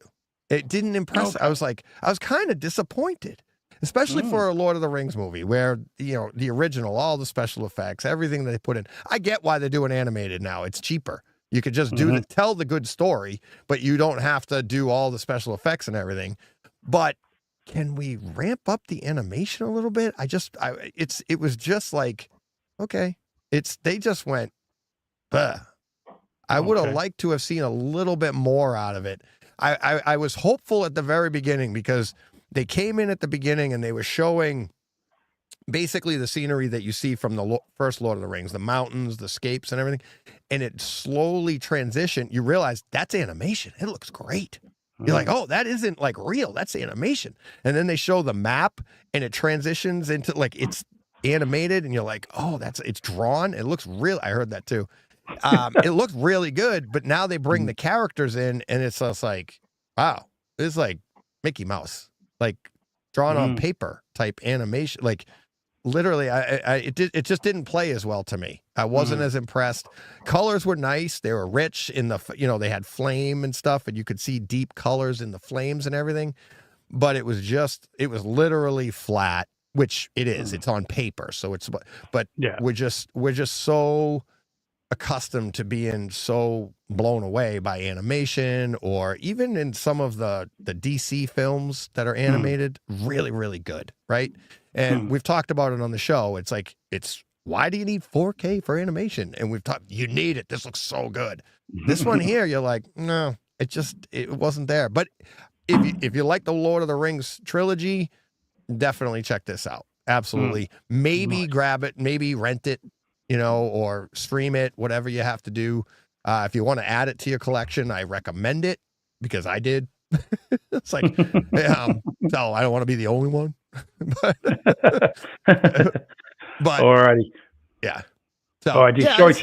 Yeah, I've got to go join these festivities, buddy. I can hear. All right. Happy New Year then. Sorry, all right. man. Let's get out of here. I know you got a lot going on. So thank you for staying till midnight, though. Really appreciate it. Man, everybody. My pleasure.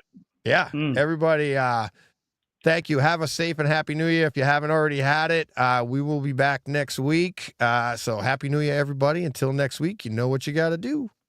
Go push play. What he said is right.